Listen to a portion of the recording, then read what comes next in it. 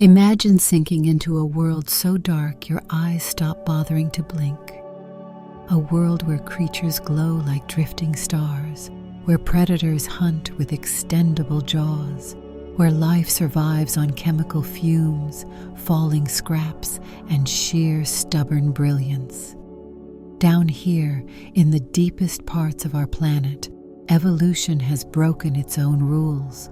Not just bent them, but snapped them, rearranged them, and taped them back together into animals that feel impossible. Creatures that shouldn't exist, but do. And the deeper you go, the stranger it gets. Why does this hidden realm create giants and miniatures, living fossils and glowing hunters? Why do some animals fuse with their mates, while others drift like jelly ghosts or vanish into perfect invisibility? By the time we reach the end of this journey, you might realize the deep ocean isn't just another ecosystem. It's proof that life can thrive under conditions that seem utterly unreal. So take a breath, because we're about to descend into a world that rewrites every rule you thought biology had. Imagine sinking beneath the surface of the ocean, watching sunlight fade faster than your phone battery on a 10-year-old charger. At first, everything is a hazy blue, then a murky green, and finally, after a few hundred meters, the world around you simply gives up on color altogether. Light disappears. Shapes vanish. Even the sense of distance becomes meaningless, like trying to stare across a room while blindfolded.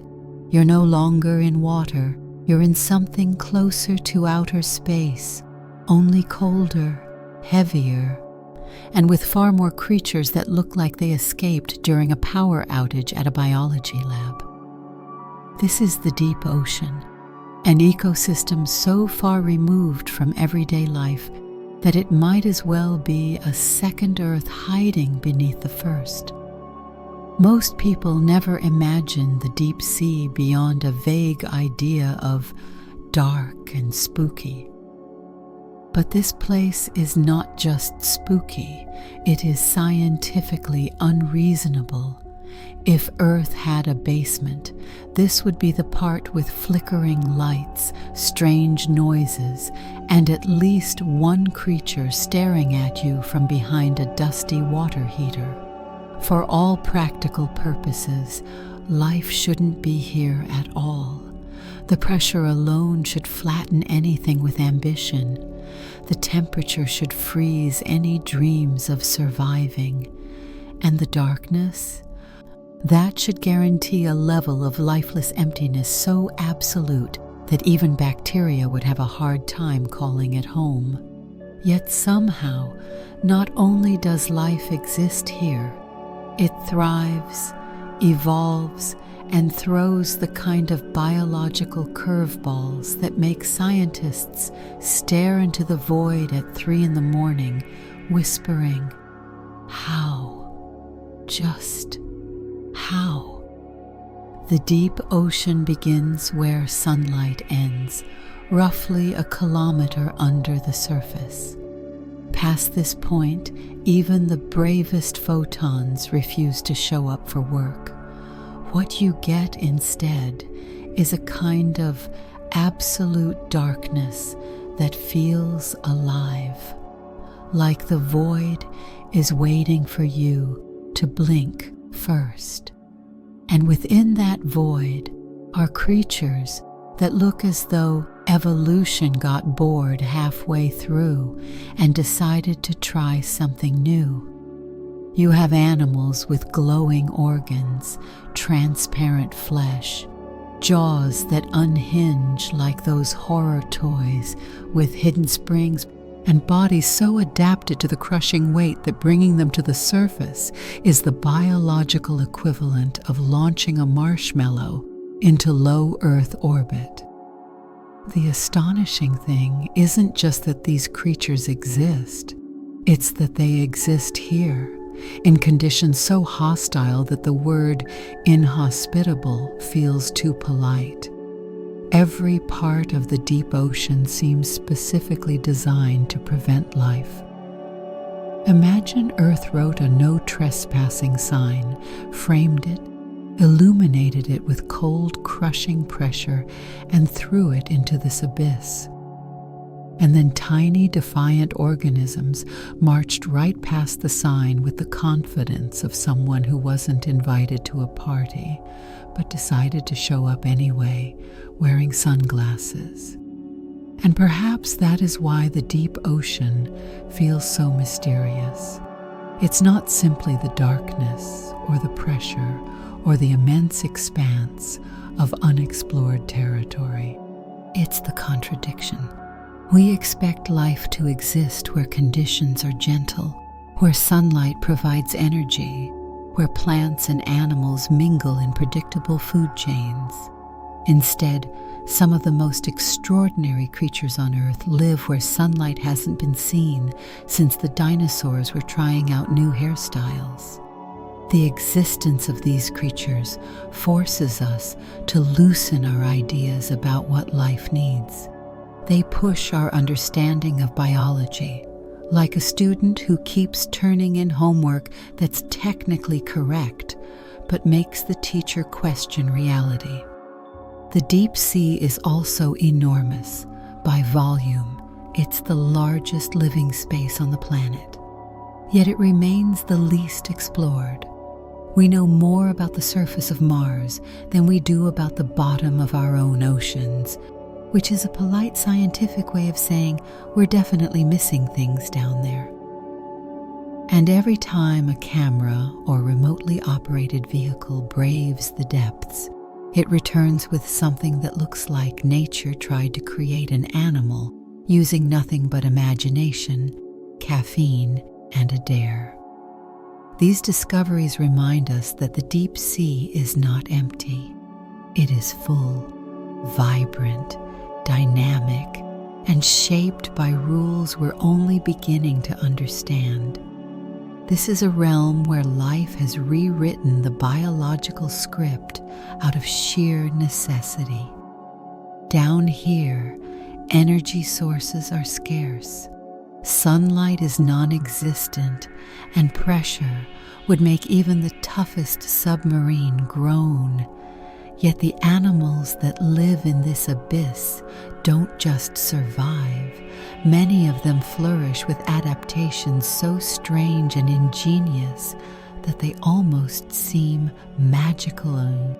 Not wizard casting spells magical, more like nature took one look at physics and said, I'm going to bend these rules just a little. In the chapters ahead, we will explore these rule breakers one by one. We will dive into the creatures that defy pressure, cold, hunger, darkness, and isolation. We'll uncover the evolutionary tricks, survival strategies, and biological oddities that make them possible. By the time we're done, the deep ocean will no longer feel like a blank abyss, but a bustling, bizarre world full of secrets. But before we go further, hold on to this simple truth. Life in the deep ocean should not exist, and yet it does. And that paradox is what makes this journey worth taking. If you've ever felt the weight of a heavy backpack pressing into your shoulders, imagine that sensation multiplied by several thousand, wrapped around your entire body and applied nonstop. That is the signature welcome hug of the deep ocean. Down here, pressure doesn't politely increase, it skyrockets. For every 10 meters you descend, the ocean adds another atmosphere of force. By the time you reach the deepest trenches, you're looking at more than 1,000 atmospheres. That's the equivalent of balancing a small stack of cars on your head while pretending everything is normal. Under those conditions, most creatures would simply fold like wet paper. Yet somehow, the deep sea is full of animals that zip around as if pressure isn't even a suggestion.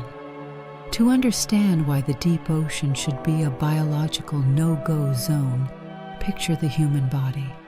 We are walking sacks of air pockets, rigid bones, and organs that are very attached to their current shape. Our lungs would compress instantly. Our sinuses would feel like someone replaced them with anvils. And our bones, usually quite good at keeping everything where it belongs, would protest so violently that they'd turn molecular insubordination into an art form. And yet, deep-sea creatures drift, wiggle, and glide through this crushing environment as casually as we stroll through a park. The question, then, is not why we struggle under pressure, but why these creatures don't. The secret lies in softness, glorious, gelatinous softness. Deep-sea animals have evolved bodies that treat pressure not as an enemy, but as an unavoidable roommate. Instead of resisting, they accommodate. Many lack any air-filled cavities at all because air pockets are basically time bombs at great depth. Imagine carrying a balloon to the bottom of the sea. You wouldn't be carrying it for long. So the animals eliminate the problem entirely. No air pockets means no catastrophic collapses.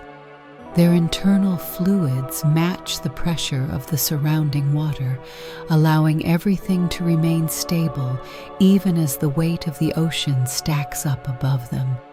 Their skeletons, if they even have skeletons, are nothing like the firm, calcified structures we're used to.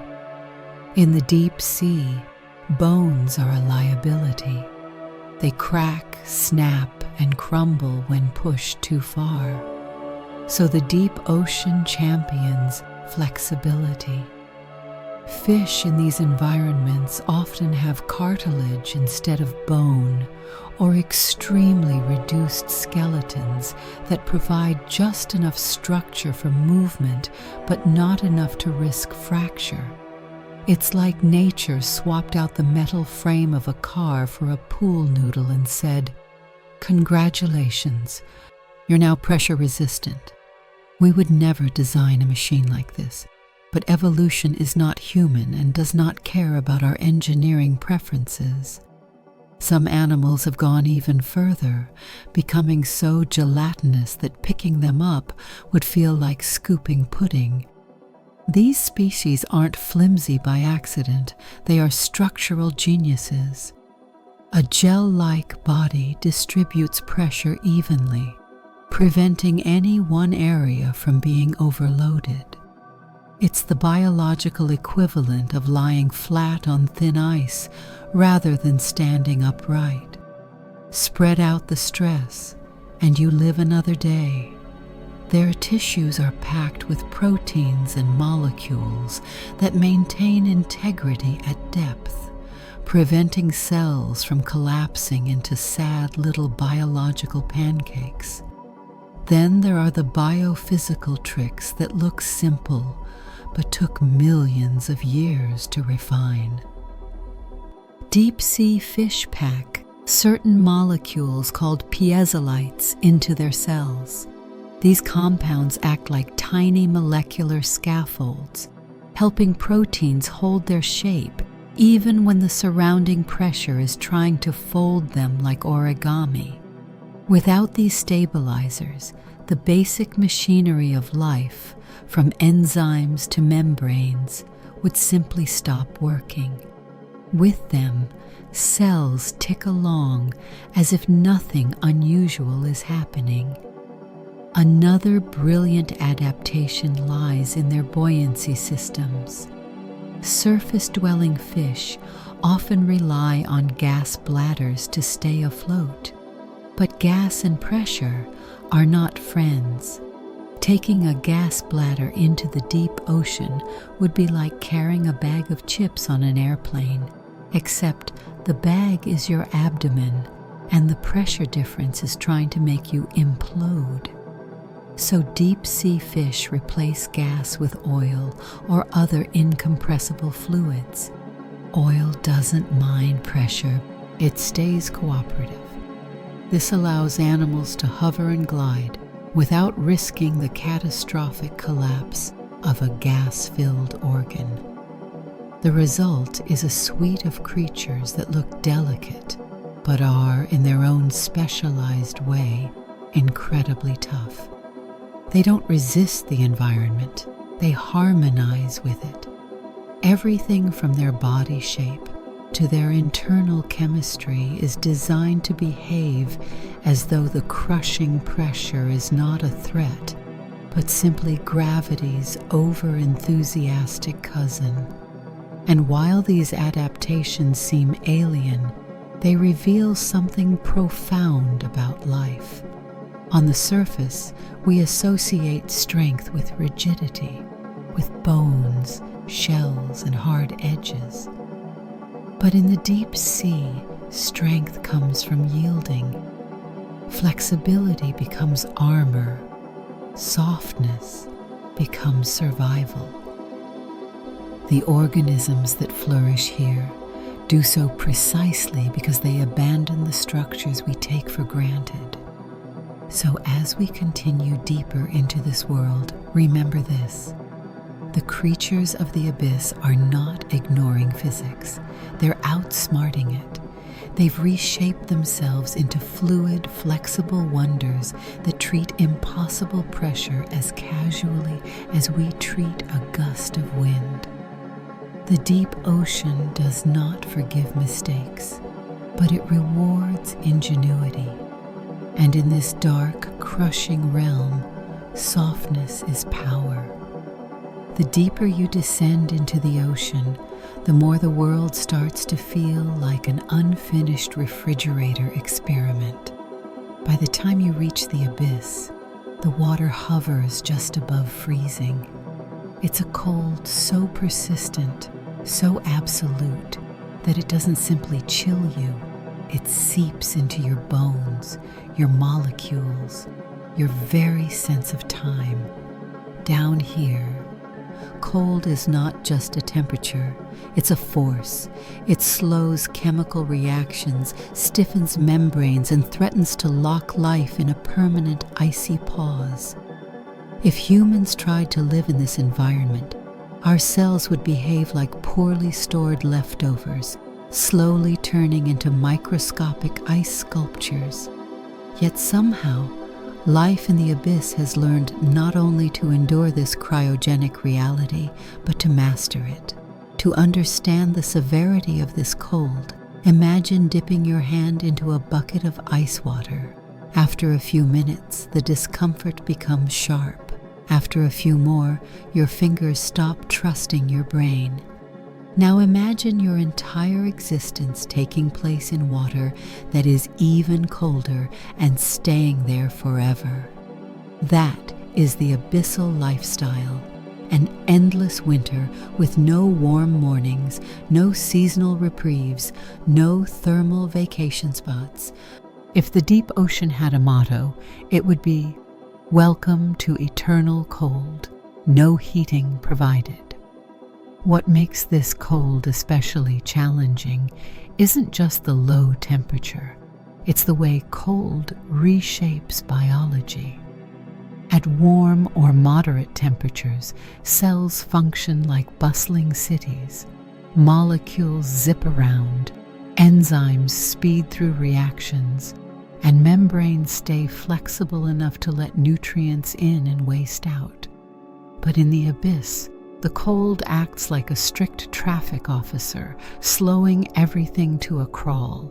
Enzymes, which are basically microscopic workers, assembling and disassembling molecules, lose energy. Membranes stiffen, like doors freezing shut. Chemical processes that run in milliseconds near the surface can take minutes or longer down here. Life moves in slow motion, forced to navigate a world where time itself seems reluctant. Yet deep-sea creatures endure all of this with an elegance that borders on magical. One of their most impressive adaptations begins inside the cell membranes themselves. A typical cell membrane is made of lipids, fatty molecules that shift and slide to keep the membrane flexible. But cold temperatures cause these lipids to lock together like puzzle pieces, restricting movement.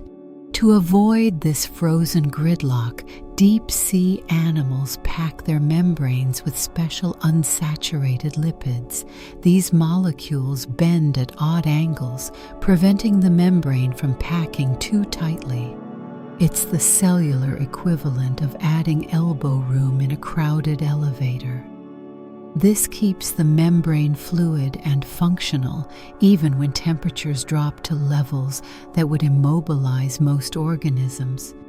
But flexible membranes are only part of the story.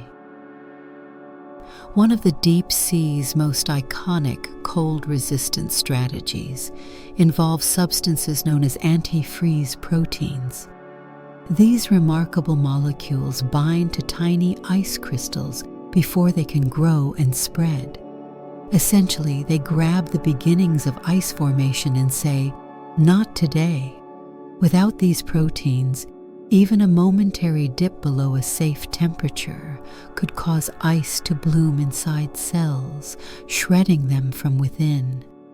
These antifreeze proteins are so effective that they allow some animals to supercool their body fluids, remaining unfrozen even when temperatures dip slightly below what should be their freezing point.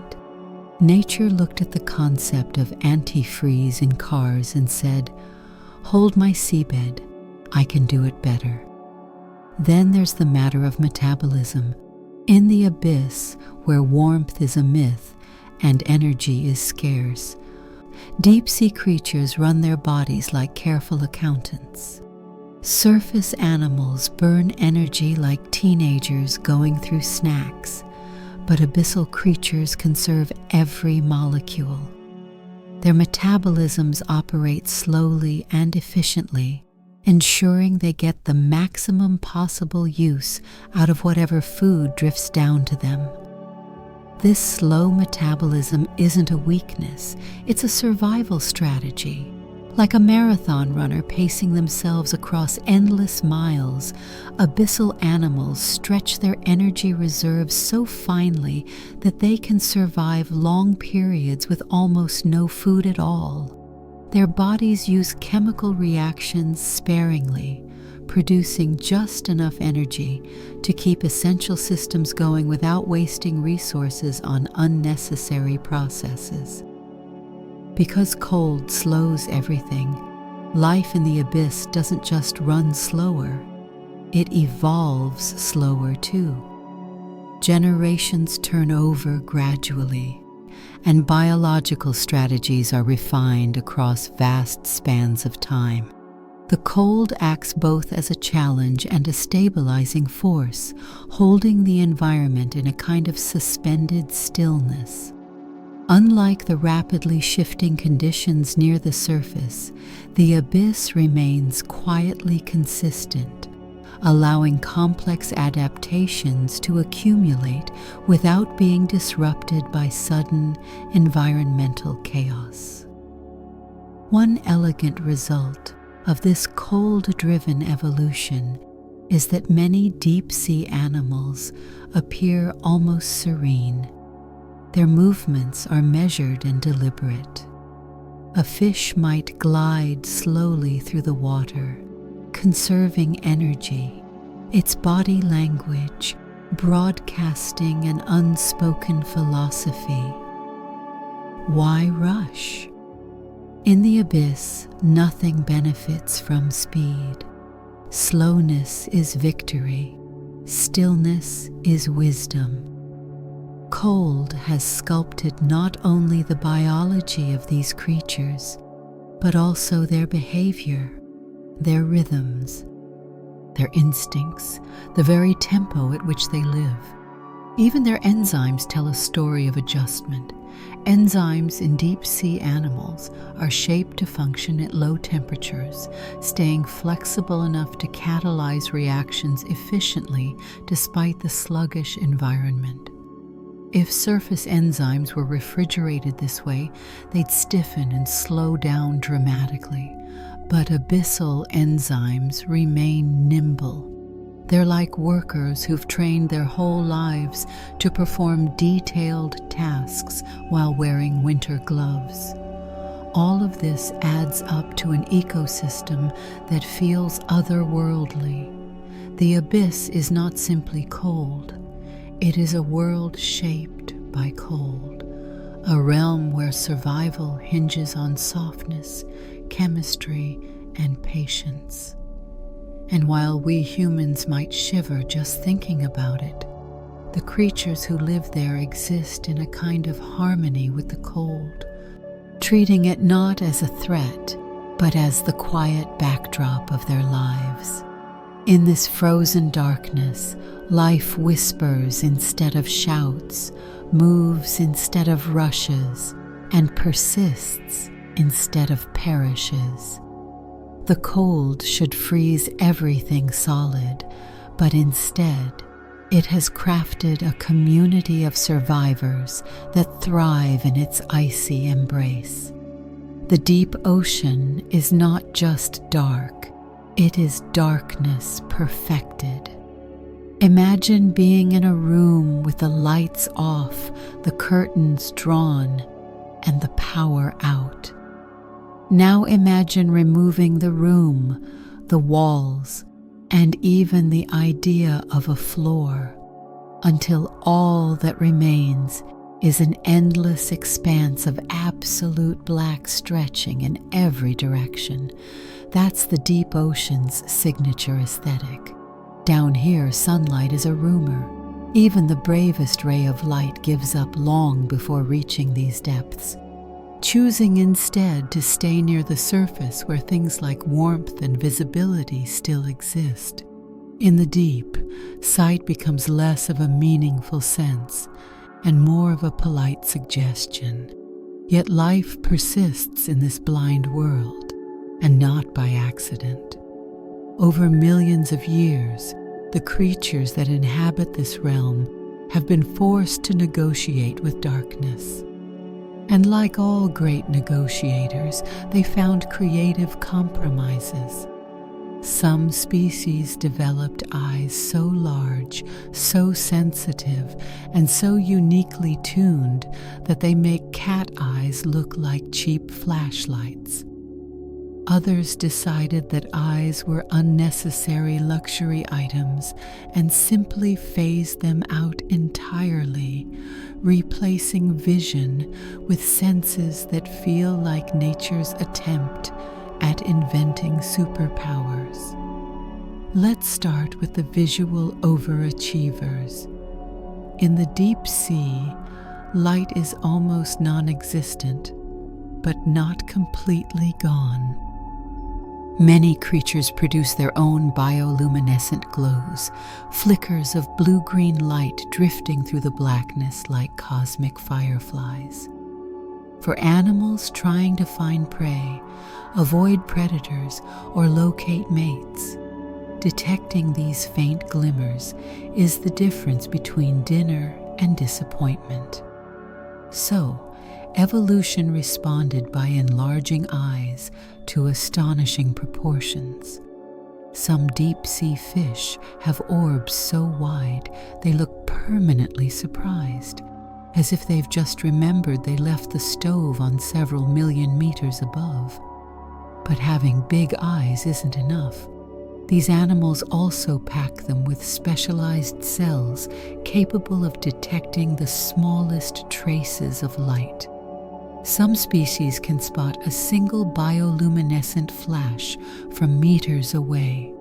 Others can distinguish different wavelengths of blue in a world where nearly everything glows the same shade. When you live in eternal night, being able to tell one light signature from another is as useful as recognizing familiar footsteps in a crowded hallway. Then there are the creatures with tubular eyes, long, upward-facing cylinders that look like periscopes glued to their heads. These eyes don't swivel, but they don't need to. They're designed for one purpose: capturing the faint glow of anything drifting above. Some of these tubular-eyed fish can rotate the inner lenses inside the eye without moving the outer structure, a quirky optical trick that allows them to switch between scanning upward and peering forward. Picture a living pair of telescopes that occasionally glance back at you with scientific curiosity. But not all deep-sea creatures put their faith in vision. In many places, the darkness is so complete that even the most advanced eyes become about as useful as sunglasses at midnight. For these species, evolution took a different path, one where eyes slowly shrank, lost pigment, or vanished entirely. After all, if your environment offers no light, why waste precious energy maintaining equipment you'll never use? The abyss doesn't reward showiness. It rewards practicality. Creatures that abandon eyesight don't become helpless. Instead, they develop senses that feel like pages borrowed from a superhero handbook. Some species use sensitive lateral lines to detect the faintest vibrations in the water. This allows them to sense movement nearby, even if they can't see the creature causing it. If someone so much as wiggles a fin within range, these animals know about it instantly. It's as if the water itself whispers, "Psst, something's coming." Others take sensory perception even further. A few deep-sea animals can detect electrical fields, the tiny pulses generated by muscle contractions of other creatures. It's a form of information gathering so subtle that it borders on telepathy. Imagine navigating your world by sensing the gentle electrical hum of everything around you. In the pitch-black deep, this ability turns the ocean into a map of invisible signals. Some species have evolved elongated tactile structures that act like underwater antennae. These feelers sweep through the darkness, reading the environment the way fingers read Braille. With every brush against the water, these creatures build mental pictures of their surroundings, shapes, currents, textures, without relying on light at all. There are also animals with chemosensory abilities so refined they can detect chemical trails as faint as a single particle drifting on a current. They navigate by following invisible scent paths through the darkness, much like tracking perfume through a hallway, if the hallway were hundreds of meters tall and filled with creatures trying to eat you. Taken together, these adaptations form a strange sensory orchestra built for a world where vision is optional. Some creatures rely on faint glimmers. Others ignore light entirely. Some survey their surroundings with telescopic precision. Others listen to the ocean's vibrations, like underwater fortune tellers. What makes all of this extraordinary is that each adaptation is perfectly sculpted for the deep sea's brand of darkness. Instead of giving up, evolution got creative, very creative. It taught eyes to see the nearly unseeable, taught nerves to hear without sound, taught bodies to feel without touch. It crafted an ecosystem where animals perceive the world not through sight, but through a mosaic of subtle signals the surface could never provide. In this realm of perpetual night, life thrives not despite the darkness, but alongside it. The creatures here have made the blackness part of their identity, woven into every organ, every instinct, every evolutionary decision. They've shown that even when light disappears, perception does not. In the deep ocean, seeing is about far more than eyes. It is about adapting to a world that asks you to navigate without illumination, relying instead on senses that humans can barely imagine. If the deep ocean had a nightlife district, bioluminescence would be its neon signage. Down here, where sunlight is as absent as an unplugged lamp, creatures have invented their own method of illumination. Tiny chemical lanterns flickering across the darkness. The result is an underwater light show so spectacular, so constantly surprising, that it feels like stumbling into a cosmic rave where every attendee brought glow sticks, laser beams, and a questionable sense of fashion. The difference is that these partygoers glow not for fun, but because light is one of the most valuable tools a creature can possess in a world where seeing anything at all is a luxury. Bioluminescence is essentially nature's version of a glow stick, except significantly more elegant and far less likely to leak on your hands. It's produced through a chemical reaction involving a molecule called luciferin and an enzyme called luciferase. When these two meet in the presence of oxygen, they release energy in the form of light. Some animals manufacture these ingredients on their own. Others form partnerships with glowing bacteria that handle all the chemical labor. Either way, the effect is the same: light in a place that should be eternally dark. What makes bioluminescent light so enthralling is not just its existence, but the way it appears. Sharp flashes, soft glows, delicate sparks, swirling ribbons, or sudden bursts that look suspiciously like someone dropped a tiny underwater firework. The colors tend to hover in the blue-green range, which travels farthest through water. Anything red disappears into darkness almost immediately, which means the deep sea is essentially a no red light zone. If roses grew down here, no one would ever know. But blue-green? That color glides effortlessly, creating glowing trails that drift through the water like the cosmic handwriting of invisible artists. Not all deep-sea animals glow in the same way, though. Each species has its own signature technique, finely tuned to meet its specific needs.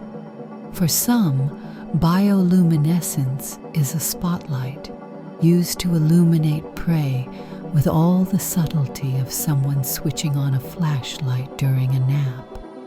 Certain predators produce a bright pulse to reveal unsuspecting creatures hovering nearby. If fish had privacy settings, these predators would ignore them completely. Others use bioluminescence as a lure, which is both clever and slightly devious. One iconic example is the anglerfish. It sports a dangling filament tipped with a glowing bulb, essentially the ocean's earliest invention of a reading lamp. Tiny creatures see the inviting glow, swim closer, and discover too late that the lamp is connected to a mouthful of teeth. If the anglerfish had a slogan, it would be, "Come closer. No, really, closer." But bioluminescence isn't just for hunting. In many cases, it's a defense system.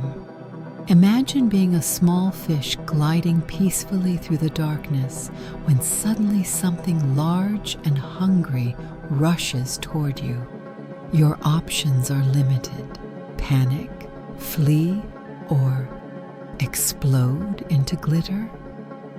Some species release clouds of shimmering particles that swirl through the water like an underwater smoke bomb. The sudden burst of light distracts and confuses predators, giving the would-be snack a chance to escape. It's the deep sea equivalent of throwing a fistful of confetti at someone and sprinting in the opposite direction. Other animals use bioluminescence as a form of communication. Some flash coded signals to potential mates. Others use patterns of light to recognize members of their own species. In a habitat where vision is usually useless, glowing becomes a language. These flickers say, "I'm here," or "I'm friendly," or occasionally, "If you come any closer, I will absolutely startle you again." There are even creatures that create entire light shows across their bodies. Jellyfish, for example, curve bands of blue brightness along their translucent forms, producing rings that pulse outward like ripples in a pond.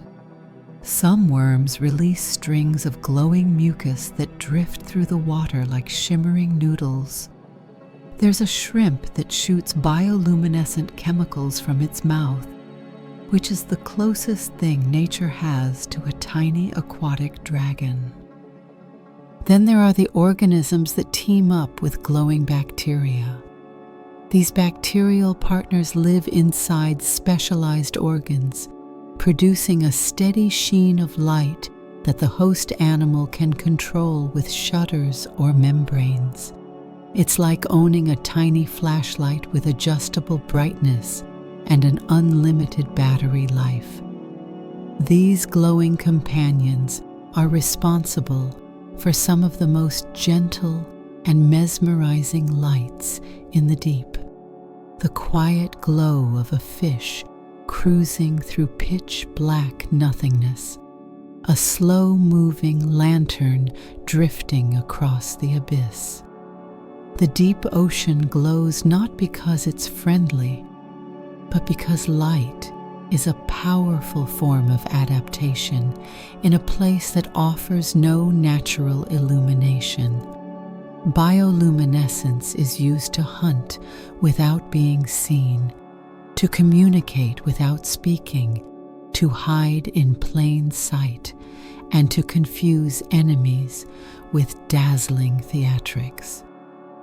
It's a universal problem-solving tool, the Swiss Army knife of deep-sea survival strategies. And despite its elegance, bioluminescence also adds personality to the abyss. It transforms an otherwise empty void into a shifting gallery of living lights, a realm where creatures carry their own illumination as they move. It's as if evolution decided that if the deep ocean insists on being dark, then life would just bring its own bulbs. In this world of silent darkness, bioluminescence is more than a glow. It is a form of identity, strategy, and artistry. The deep sea might lack sunlight, but it compensates with a radiant creativity all its own. If you've ever poked a jelly dessert and thought, "This wiggles too much to be taken seriously," you've accidentally stumbled upon one of the deep ocean's most successful design philosophies. Down in the lightless depths, where pressure tries to turn everything into a pancake and solid structures are liabilities, many creatures survive by doing the exact opposite of what logic suggests. They become gloriously squishy. In this world, being firm is dangerous. Being structured is risky. But being a wobbling mass of water and proteins, that, bizarrely, is genius. Most gelatinous deep-sea creatures are 60 to 90% water, basically animated ghost pillows drifting through the most hostile place on Earth. They lack bones, shells, thick muscles, or anything that might snap under the immense weight of thousands of meters of ocean. Instead, these bodies are soft enough to compress uniformly, bending and flexing with pressure rather than fighting it. In the deep sea, resistance isn't strength, adaptability is. And nothing adapts quite like a body that behaves more like a half-set pudding than a traditional animal. At first glance, these creatures can look fragile, as if the slightest poke would make them collapse into a floating smear. But the remarkable thing about gelatinous bodies is that their apparent fragility hides an exceptional resilience. Their tissues are arranged in layers that distribute force evenly, preventing any single spot from being stressed too much. It's like swapping a glass statue for a stress ball. One breaks easily, the other returns to shape no matter how much you squeeze it. Pressure that would shatter a rigid organism becomes almost irrelevant for something that simply molds itself around it. This softness also works wonders for conserving energy.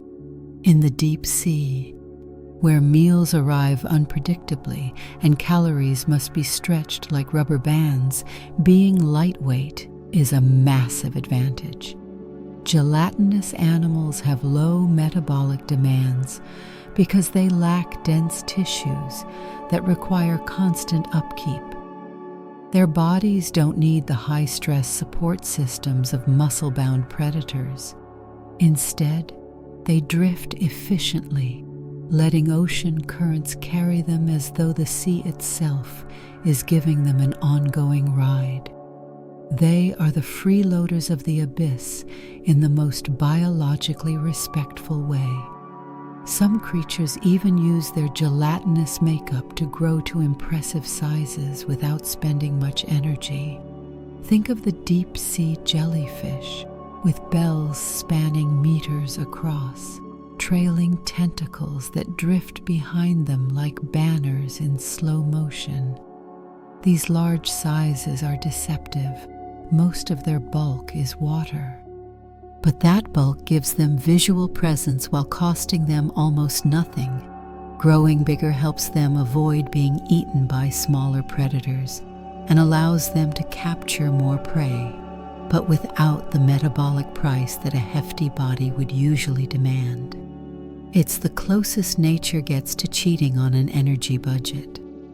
The structure of these gelatinous bodies often includes a unique material called mesoglia, a translucent jelly-like substance that provides both buoyancy and shape. Mesoglia is not muscle, not fat, not bone.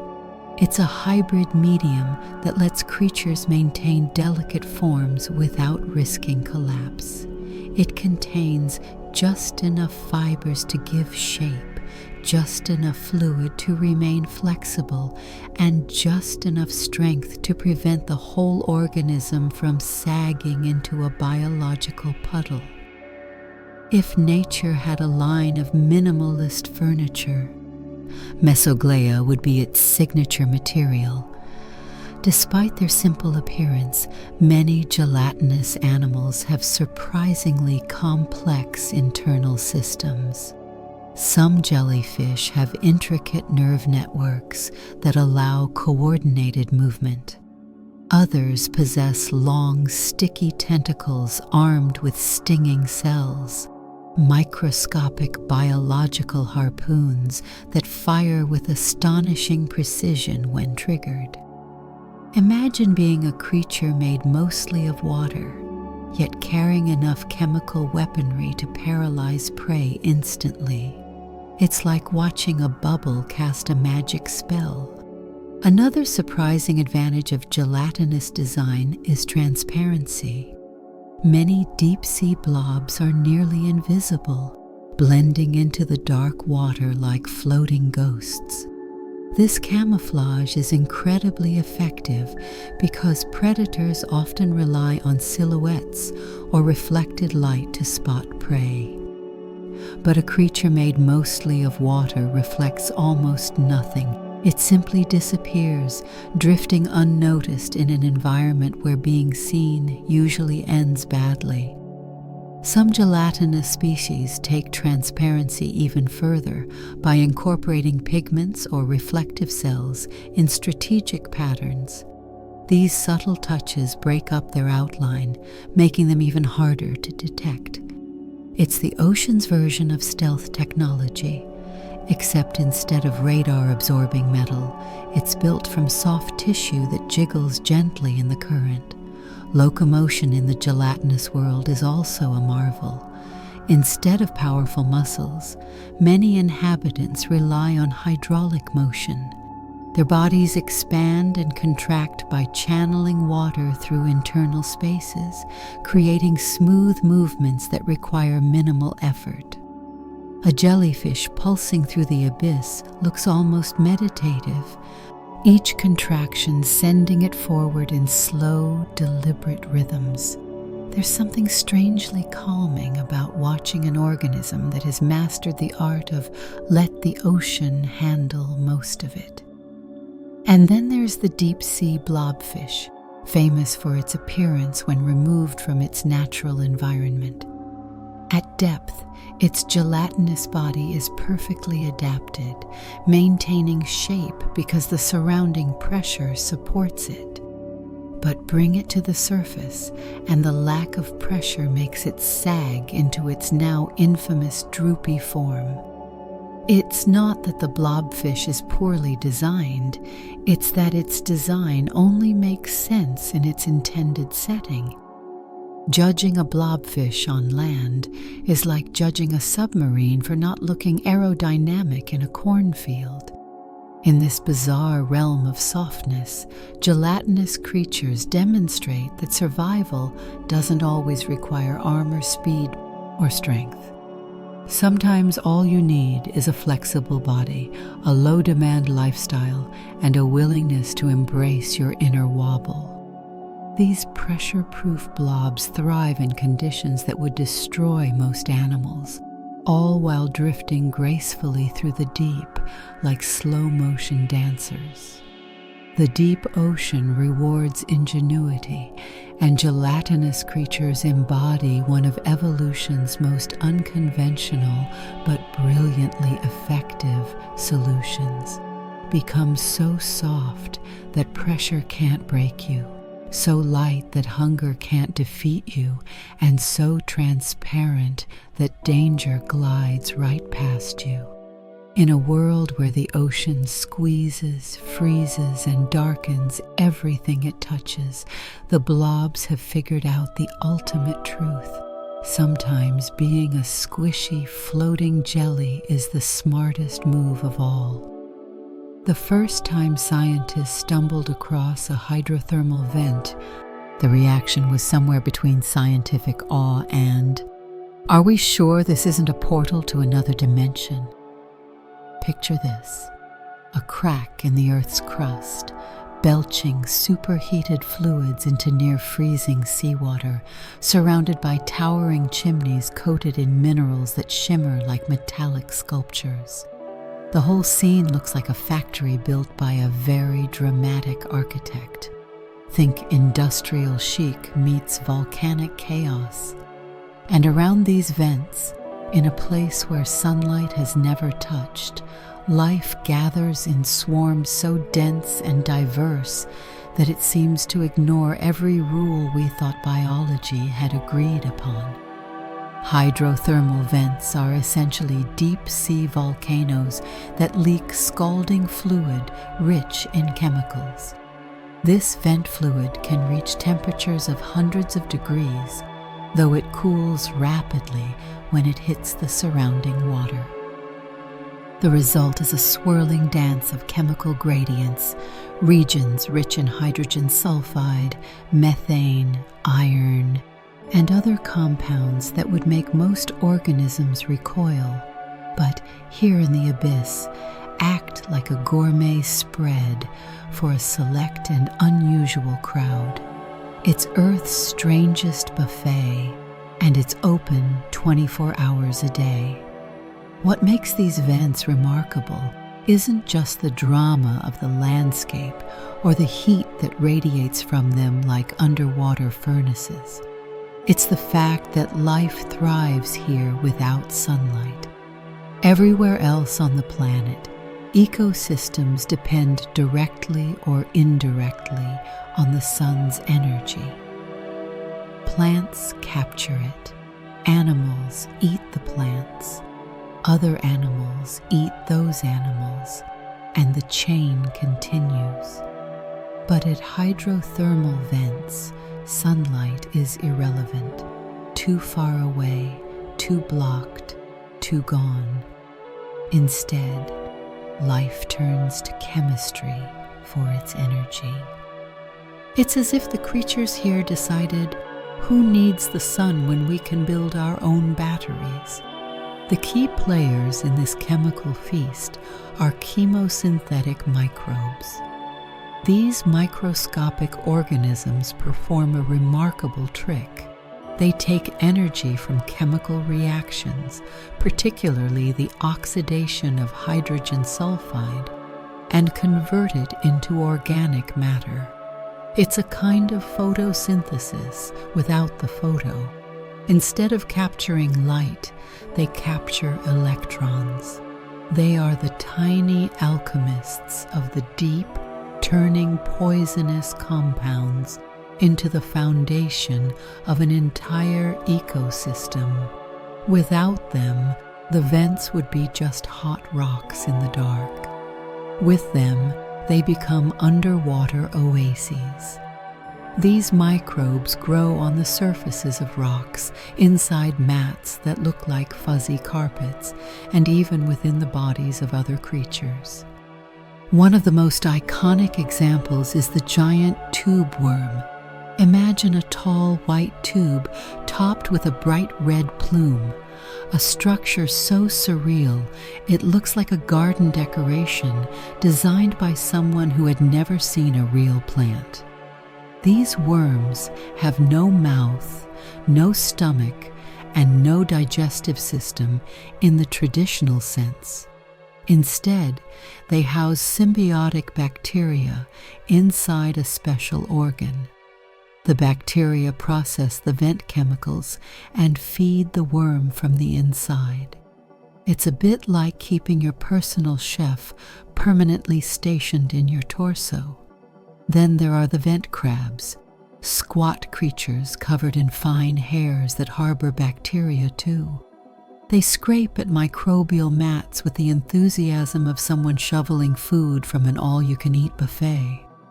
Some species wield oversized claws to pull apart vent structures or snatch up unsuspecting prey, all while navigating a landscape where a misstep could mean wandering into water hot enough to cook them. Vent shrimp are equally charismatic in their own mysterious way. Some species cluster so densely around vents that the rocks appear carpeted in red and white. Many of these shrimp have special adaptations, like mineral-coated shields protecting their eyes, or what remains of their eyes, from the intense chemical soup. They graze on bacteria or hunt smaller organisms that wander too close. In a realm where food can be scarce just meters away, vents create pockets of abundance so intense that animals pack in shoulder to shoulder, creating a kind of deep-sea farmer's market. The heat, however, is a risky blessing. While vent fluids can soar to scalding temperatures, the surrounding seawater remains near freezing. That contrast creates a razor-thin band of habitable space, too hot on one side, too cold on the other.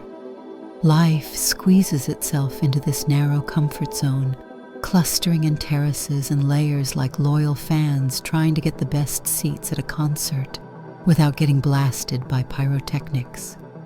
Even more fascinating is the mineral architecture that forms around vents. As the hot fluid meets cold seawater, dissolved minerals solidify into towering chimneys that can grow meters tall. Some are jet black, spewing dark, smoky plumes of particles. Others shimmer with pale minerals, earning names like white smokers. Taken together, they create entire landscapes, spiky forests, jagged ridges, spiraling columns that look almost alien. If you were shown a picture without context, you might guess it was an image from a distant moon rather than the bottom of our own planet. This alien appearance is part of why vents electrified the scientific world. Here was proof that life didn't require sunlight, that chemistry alone could sustain thriving ecosystems, and that discovery carried exciting implications beyond Earth. If organisms can flourish around deep-sea volcanoes powered by chemical energy, perhaps similar systems exist elsewhere. On icy moons like Europa or Enceladus, where oceans hide beneath frozen crusts, hydrothermal vents, in their silent, bubbling intensity, expanded our understanding of what habitable truly means. What makes this ecosystem most astonishing is its self-contained stability. It builds from nothing but rock, heat, and chemicals. Microbes start the process, and larger organisms climb the ladder, forming a community that flourishes in conditions that seem almost hostile by design.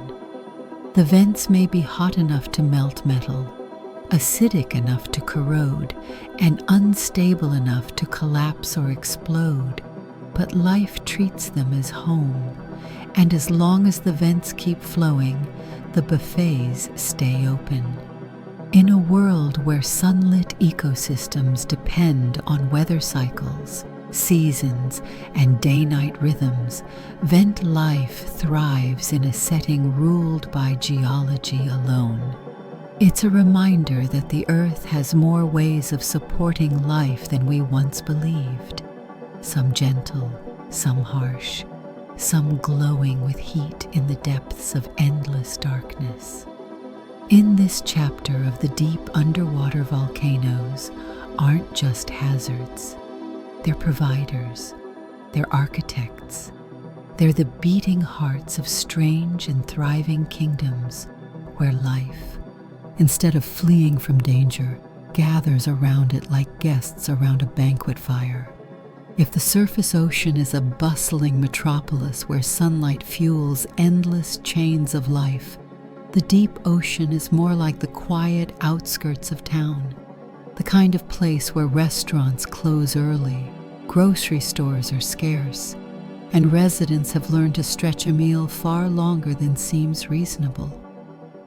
Down here, food doesn't arrive on a regular schedule. It drifts, slowly, in tiny drifting specks so small and so infrequent that the phrase nutritional crumbs is not poetic exaggeration, but a scientific description. And yet astonishingly, life persists, not just grudgingly either. Many deep-sea creatures have become masters at surviving on almost nothing, turning scarcity into an art form. The primary food source for much of the deep ocean is marine snow. Despite its whimsical name, marine snow is not composed of frozen water crystals, but of an eclectic mix of organic particles. Bits of dead plankton, fragments of decaying algae, scales, fecal pellets, mucus globs, tiny skeletons, cast-off exoskeletons, and the general debris of life in the sunlit layers far above. Day after day, year after year, this slow-motion storm of nutritional dandruff drifts downward. Most particles are only millimeters or micrometers across, hardly enough to impress a creature with an appetite. But in the deep ocean, even microscopic snacks are cause for quiet celebration. This snow may take weeks to fall, giving the word delivery a sense of patience that would make even the calmest person twitch. Much of it gets eaten or decomposed long before reaching the abyss, meaning only the hardiest or least appealing particles survive the whole descent. By the time marine snow reaches the deep sea floor, it has the nutritional enthusiasm of stale cereal. Yet creatures living here have become expert scavengers, filtering these particles from the water with structures so delicate they make butterfly wings look clumsy. One of the most iconic practitioners of this lifestyle is the sea cucumber. These animals roam the seafloor slowly and diligently, scooping up sediments and extracting whatever edible bits remain. They behave like nature's last call vacuum cleaners, digesting what every other organism has already passed over. If anything edible has made it through the descending gauntlet, the sea cucumber will find it. Their patient grazing is so effective that if you removed sea cucumbers from the deep sea, the seabed would quickly accumulate uneaten debris in quantities that would make a compost pile blush. Other deep-sea creatures take a more active approach. Some species filter marine snow directly from the water column, spreading out feathery appendages to catch particles drifting by. These appendages are covered in sticky mucus. Yes, mucus again. The ocean loves mucus, which traps food like microscopic flypaper. Once enough particles gather, the creature slowly curls the appendage inward and consumes everything in one go. It's a slow-motion buffet line where patience is the only requirement. Some organisms rely on opportunism instead of slow gathering. Because food scarcity is constant, any larger meal becomes a once-in-a-lifetime jackpot. This is where the legendary whale fall comes in. When a whale dies at the surface and eventually sinks into the abyss, it becomes a banquet so extravagant that deep-sea communities gather around it like guests, flocking to a surprise festival in an empty desert. A whale fall can feed hundreds of species, many of which rarely encounter such abundance. Scavenging fish arrive first, tearing into the soft tissues. Crabs swarm the skeleton. Hagfish wriggle into every available crevice, demonstrating that no cavity is too small when hunger is involved. Then come the specialized bone-eating worms, animals that have evolved specifically to digest the oils and lipids locked within whale bones. These worms don't just feed on the bones, they reshape them. Living inside tunnels, they carve through the huge skeleton. A single whale fall can support life for decades. Think about that. One animal in death becomes the equivalent of a multi-generational apartment complex for deep-sea residents. In a realm where meals are usually microscopic, the sudden arrival of 100 tons of organic matter is almost mythic. If deep-sea animals had holidays, whale falls would be the biggest one. But because these events are rare and unpredictable, most deep-sea creatures cannot rely on them. Instead, they've evolved strategies for extreme frugality.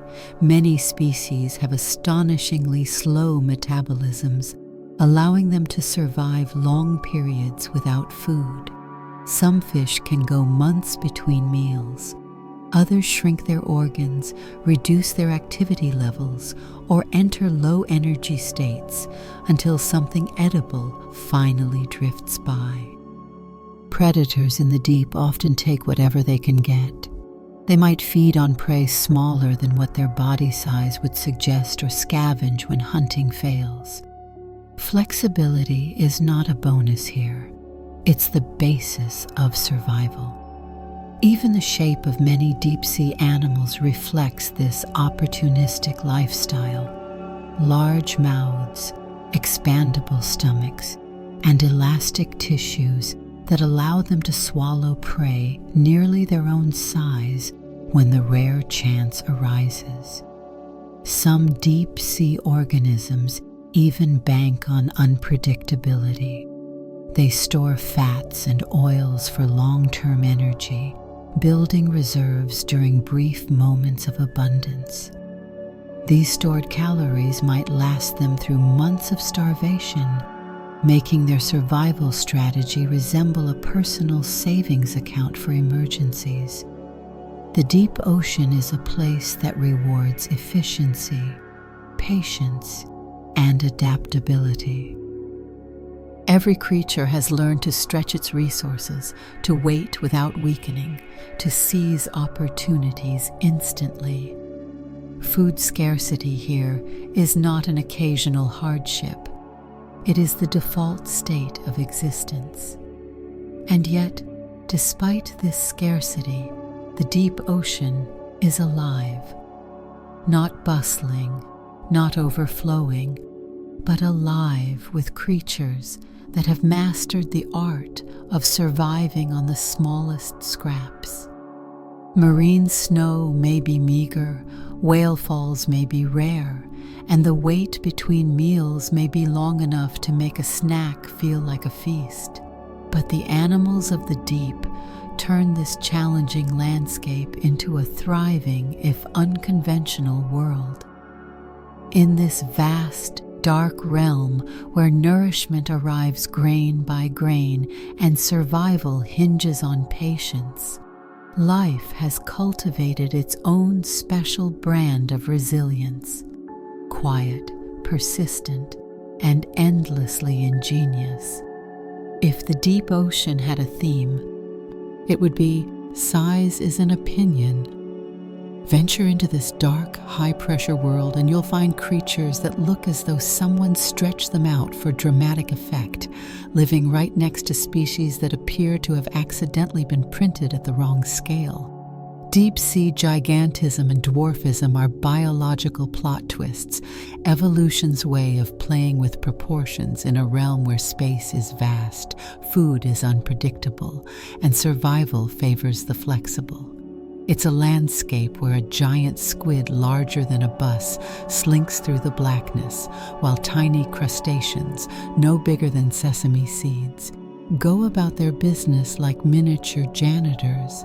And somehow, both extremes make perfect sense. Start with gigantism, the dramatic, headline-grabbing form. When people imagine massive deep-sea creatures, the iconic giant squid is usually the first protagonist, with eyes the size of dinner plates and tentacles long enough to warrant their own postal codes. It embodies the deep sea's go big or go home philosophy. But giant squids aren't alone.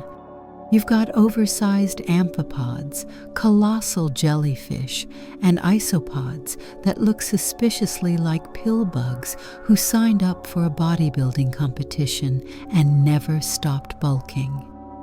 Why does gigantism happen? It's not because the deep sea encourages animals to show off.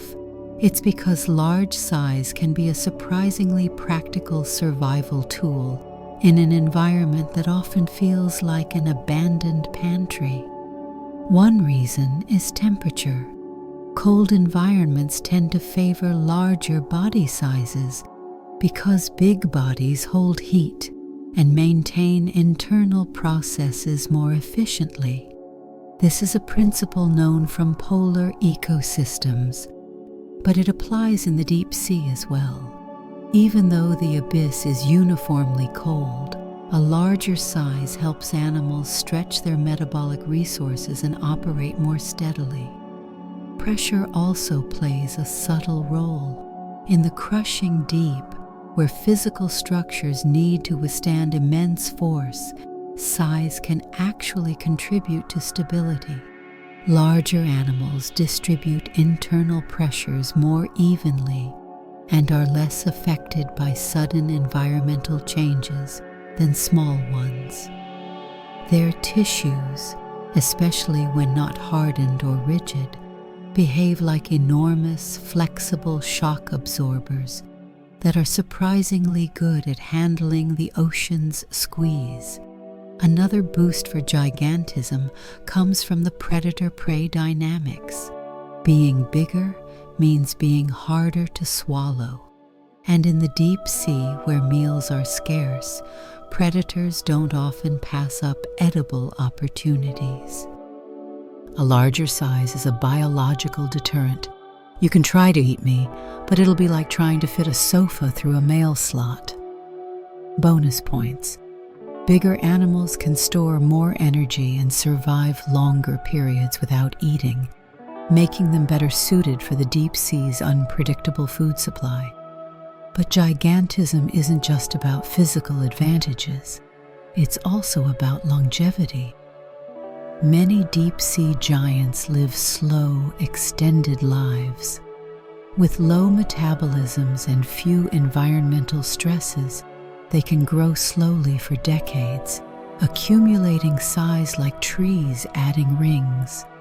Time becomes a sculptor, shaping animals not through haste, but through long-lasting persistence. Now slide to the other end of the spectrum. Dwarfism. While some species balloon in size, others compress themselves into adorable miniature versions of their surface relatives. Tiny deep-sea crustaceans, small fish, and undersized mollusks wander the depths with the calm indifference of organisms that know the advantages of staying small. Deep-sea dwarfism often arises from resource limitation. In an ecosystem where calories are precious and marine snow can be as nutritionally disappointing as stale popcorn, being small means needing far less to survive. Tiny bodies require fewer nutrients, fewer metabolic processes, and fewer complex tissues. A small species can thrive on scraps that would barely register as food for a larger animal. It's evolution's way of playing the minimalism game. How little can we get away with and still call this a functioning body? Staying small also helps animals exploit microhabitats, crevices, sediments, or the delicate surfaces of deep-sea sponges where larger creatures would never fit. In a place where hiding spots are limited and predators often strike from nowhere, being miniature is a surprisingly effective survival tactic.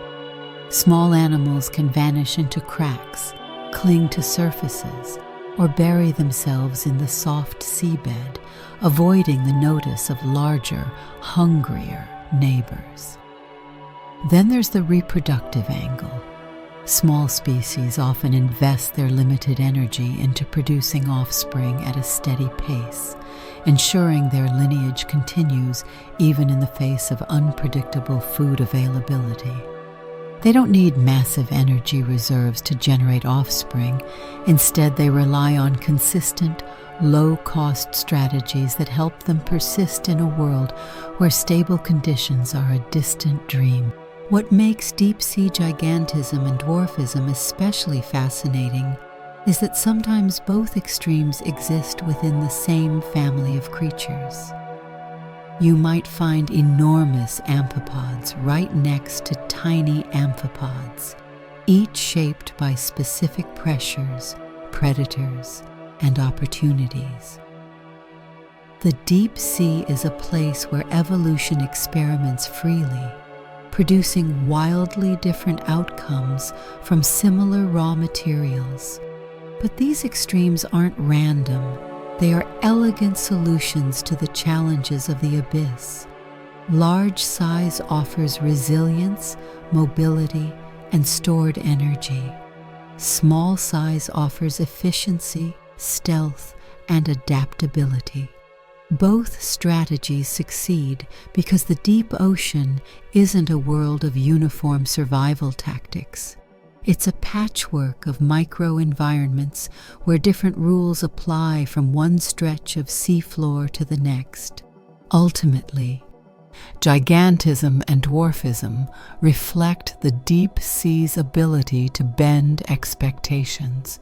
In a place without sunlight, without stable food chains, and without predictable conditions, life stretches itself, sometimes literally, to match the demands of a harsh but strangely liberating world.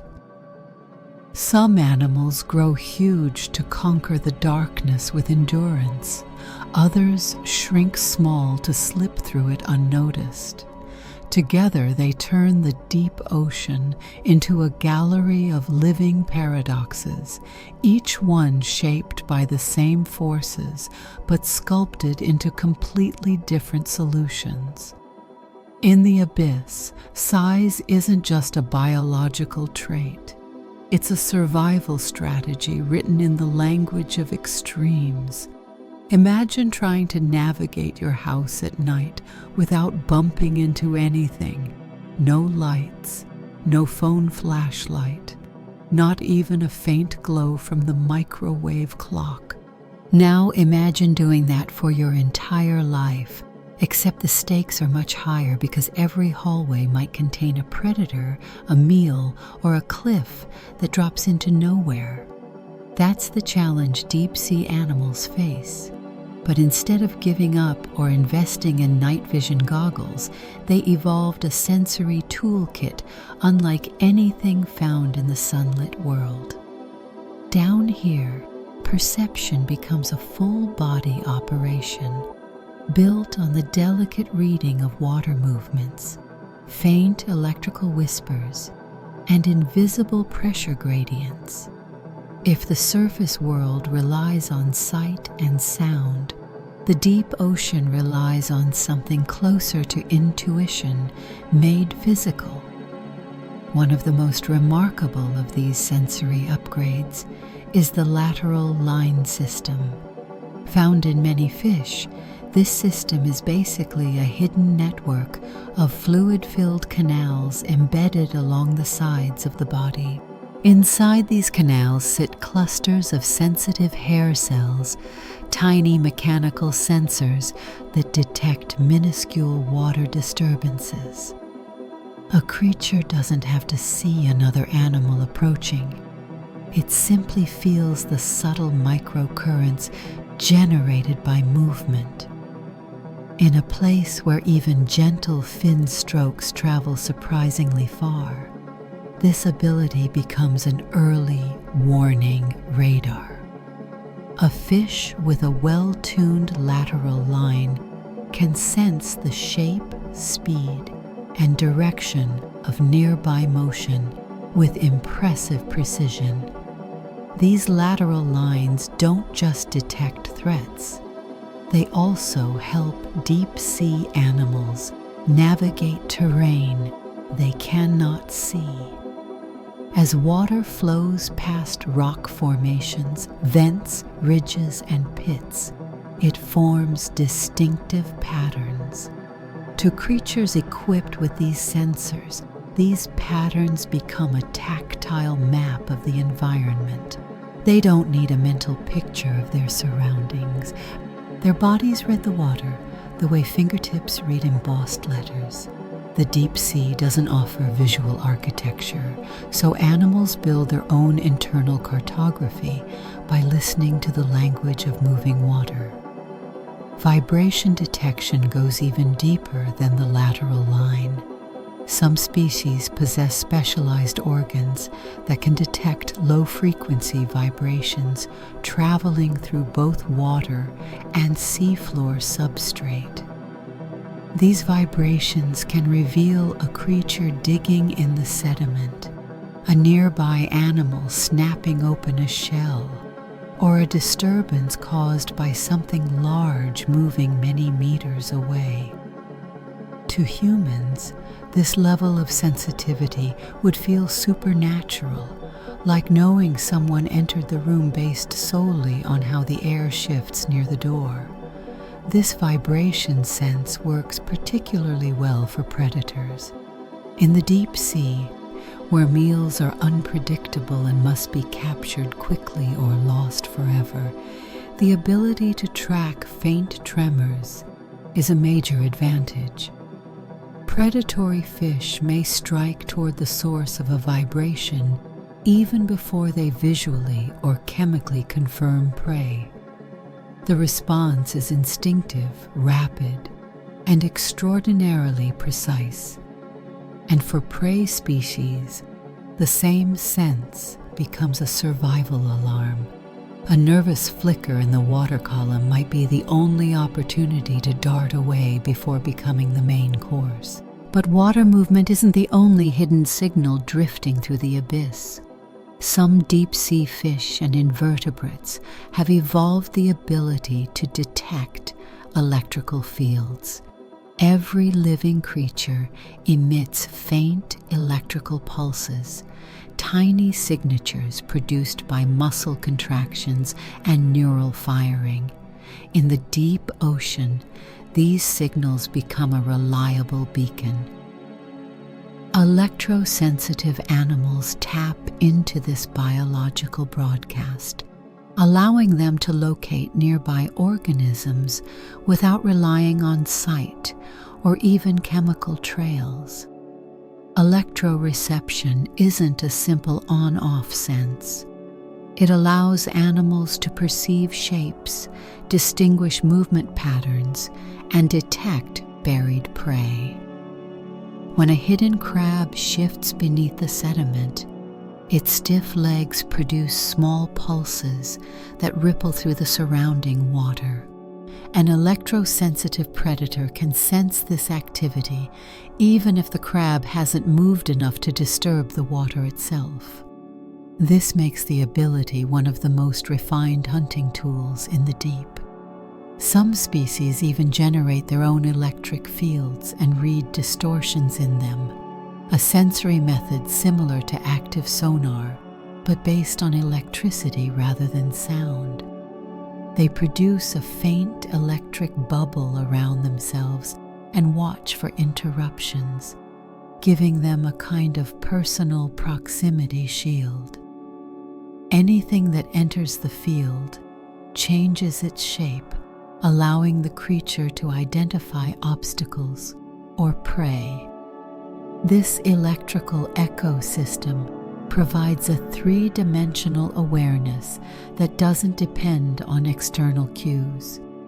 It's physiology masquerading as technology.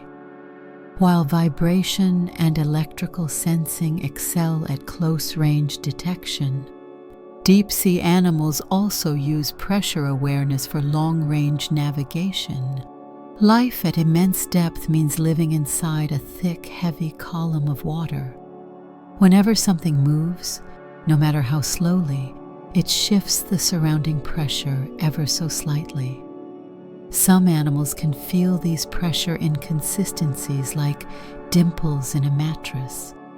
Over time, they learn to interpret these distortions as a combination of cues, water layers sliding past one another, distant creatures gliding through currents, even geological features altering flow patterns. This sensitivity lets animals maintain orientation even when currents shift unexpectedly. Instead of being swept helplessly, they angle their bodies into the right positions, using pressure as a compass. In a world without landmarks, pressure gradients become invisible highways. Smell, if we can call it that, also achieves a remarkable upgrade in the deep. Some species detect chemical changes so subtle they can follow invisible trails through currents that have been swirling for hours. Unlike in shallower waters, these chemical gradients don't disperse quickly. Cold temperatures preserve them, letting animals track distant sources of food or distress with eerie accuracy. They don't sniff in the traditional sense. Instead, they take in chemical cues through specialized pits or pores, analyzing concentration shifts molecule by molecule. Taken together, these sensory systems create an entire world of perception, invisible to the human experience. Deep-sea animals don't rely on a single dominant sense. They operate through a blend of water reading, signal tracking, pressure mapping, and electric field interpretation. It's more like listening to a symphony of subtle cues than observing a visual scene. In the deep ocean, the absence of light didn't limit evolution, it liberated it. Cut off from the surface's visual dominance, animals explored other sensory possibilities until they built a repertoire of abilities that seem almost alien. These senses turn darkness from an obstacle into a canvas. Every ripple, pulse, vibration, and gradient becomes information, and from that information, a silent world becomes legible, navigable, and alive. Where we would stumble blindly, deep-sea creatures move with confidence, guided not by light, but by the intricate music of the water around them. Reproduction in the deep ocean is a bit like planning a surprise party in total darkness while drifting through a vast, nearly empty ballroom where the other guests rarely show up, and when they do, it's never when you expect. With endless blackness, enormous distances, scarce encounters, and a population density that could make a desert look crowded, deep-sea animals face a simple but urgent challenge. How do you find a partner when the universe seems determined to keep everyone apart? The answer, as evolution often demonstrates, is creativity. Some creatures synchronize in spectacular bursts of spawning that look like underwater confetti explosions, while others take a more permanent approach and fuse themselves to their partners in partnerships that redefine the idea of commitment. One of the most famous deep-sea romantics is the anglerfish. Specifically, the ones living in the deepest layers where encounters with potential mates are so rare that bumping into another anglerfish is like winning a cosmic lottery.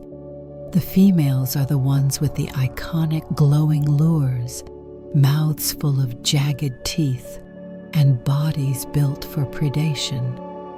The males, however, are tiny, miniature versions that look like someone shrunk them in the wash. Their entire evolutionary purpose is to find a female, latch on, and never let go.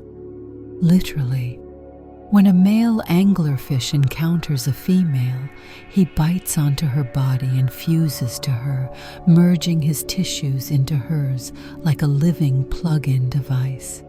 Over time, he loses his eyes, fins, and independence until all that remains is a pair of functioning gonads connected to the female's bloodstream. He no longer feeds himself. She feeds him. He no longer swims. She handles all transportation. It's a biological marriage contract written in tissue. If deep-sea anglerfish had vows, they would probably read, "Till digestion do us part." But not every deep-sea species turns reproduction into a lifetime attachment program. Many choose the opposite strategy, mass spawning events so carefully coordinated that they appear choreographed, despite happening in pitch-black water where no one can see a thing. These synchronized reproductive bursts often occur when environmental cues shift subtly. A slight temperature change, a faint rise in nutrient levels, or a cyclical current pattern that only deep-sea creatures seem attuned to. When the moment arrives, entire populations release clouds of eggs and sperm into the water simultaneously. The result is a drifting, glowing blizzard of gametes, tiny, delicate particles swirling through the water like confetti tossed into the abyss. This strategy, called broadcast spawning, turns the ocean into a giant mixing bowl. The overwhelming volume of released material ensures that at least some of it meets successfully, despite the vastness of the dark surroundings. It's nature's way of saying, if it's hard to find a date, bring the whole community together and maximize the odds. To human eyes, if we had any down there to see, it would look like an underwater festival with shimmering clouds rising like glowing mist across the sea floor. Some deep-sea invertebrates take spawning to operatic extremes.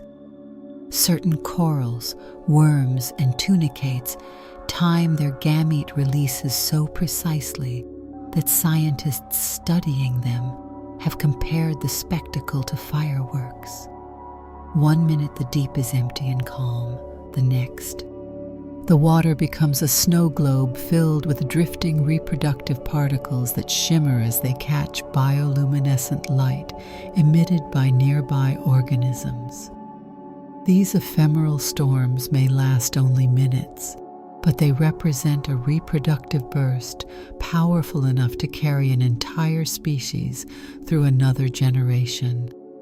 Many deep-sea creatures also rely on pheromone trails, chemical signatures drifting through the water that signal readiness to mate. In a world where visibility is non-existent, scent becomes the matchmaking app of the deep. Some species produce highly specific chemical cocktails, detectable from meters away, that announce, "I am here, I am ready, please navigate carefully." These trails drift slowly, carried by currents, and a potential partner may follow them with the same dedication as someone trying to find the source of a delicious smell in a kitchen. Other animals go even further and create courtship displays using vibrations or light. Certain deep-sea crustaceans pulse soft bioluminescent flashes in rhythmic patterns that function like visual serenades. A potential mate sees the flickering code, faint but unmistakable, and chooses whether to approach. It's an intimate dance conducted across darkness, using glimmers rather than gestures. There are also species with reproductive strategies so unusual they seem like evolutionary dares. Some jellyfish-like creatures release eggs that develop while drifting freely, using stored energy to fuel their early growth before settling on the seafloor. A few deep-sea worms reproduce by forming temporary reproductive structures that bud off the parent's body, swim away on their own, and detach entirely. biological couriers carrying genetic material into the unknown. Certain crustaceans protect their eggs with fierce dedication, carrying them beneath their bodies or tucked within specialized chambers until they hatch. The deep sea's low temperatures slow development, meaning parents may guard their clutches for months. During this time, the parent must avoid predators, conserve energy, and occasionally reposition the eggs so they receive the right oxygen flow, a delicate balancing act in a realm where even minor mistakes can be costly. And then there are species whose reproductive strategies are still largely unknown. Some creatures live so deep and are encountered so rarely that scientists have never observed their mating behavior. We collect specimens, examine anatomy, and piece together clues like detectives solving a mystery without all the evidence. Every new deep-sea dive has the potential to reveal something astonishing, because in the abyss, evolution often opts for methods so unconventional that they would sound fictional if we had not brought samples back to prove they exist. Reproduction in the deep ocean is not defined by romance or familiar rituals. It's defined by necessity, creativity, and the relentless drive to continue life in a place where nothing is guaranteed. Whether it's fusion-based companionship, confetti-like spawning storms, chemical matchmaking, or bioluminescent flirtation, each strategy is a testament to the resilience and inventiveness of life under extreme conditions. In the deepest parts of our planet, where darkness reigns and resources are sparse, life doesn't just find a way, it finds dozens of extraordinary ways, each stranger and more ingenious than the last. In the deep ocean, the art of not being seen is more than a survival skill. It's a lifestyle. Down here, where darkness rules but bioluminescent flashes can betray even the stealthiest wanderer, creatures have evolved a playbook of camouflage strategies so ingenious they would make any magician jealous. In the abyss, invisibility isn't a fantasy spell. It's a biological achievement honed by endless generations of animals trying not to become somebody else's dinner, or trying very hard to become dinner without being noticed until the last possible second. One of the most elegant invisibility strategies is transparency. Many deep-sea animals are so see-through that calling them barely visible would be generous. Their bodies are almost entirely transparent. Muscles, skin, and even some internal organs allow light to pass through without scattering. When you're made of nearly invisible tissues, the darkness becomes your ally. Predators scanning the water detect nothing but empty space. If you were to shine a light directly at these creatures, the beam would slip through them like a ghost through a wall. This transparency isn't just about lacking pigment. It requires meticulous biological engineering. Tissues must be arranged in ways that minimize the reflection of light. Cells must be structured to avoid casting tiny shadows. Even internal fluids must match the refractive index of seawater so they don't bend light in ways that produce telltale outlines. Imagine trying to build a living organism from materials specifically chosen not to appear under any lighting conditions. That's what evolution accomplished here, the ocean's version of glass sculptures that swim. But transparency has limits. Some internal organs simply cannot go invisible. The digestive system, for example, tends to stand out due to the food inside it. Certain deep-sea animals solve this problem by minimizing the size of their guts, digesting slowly, or storing food in distributed pockets so the silhouette remains blurry and hard to track. Others line their stomachs with reflective tissues that scatter light in multiple directions, effectively turning the digestive tract into a biological version of frosted glass. For creatures that cannot rely on transparency, another strategy takes center stage: ultra-black camouflage. Some deep-sea fish and invertebrates have skin that absorbs nearly every photon that hits it, reflecting so little light that they appear as moving holes in the darkness. These animals are darker than the void around them, not just black, but super black, absorbing more than 99% of incoming light. It's a shade so deep that even bright bioluminescence from nearby organisms fails to reveal shape or texture. The secret lies in microscopic structures embedded in their skin. Instead of smooth surfaces, these animals are covered with tiny, irregular formations that trap light and bounce it inward, preventing it from escaping. Nature has essentially invented a living version of the ultra-black materials used in high-tech laboratories, except it did so millions of years before humans even knew these materials were possible.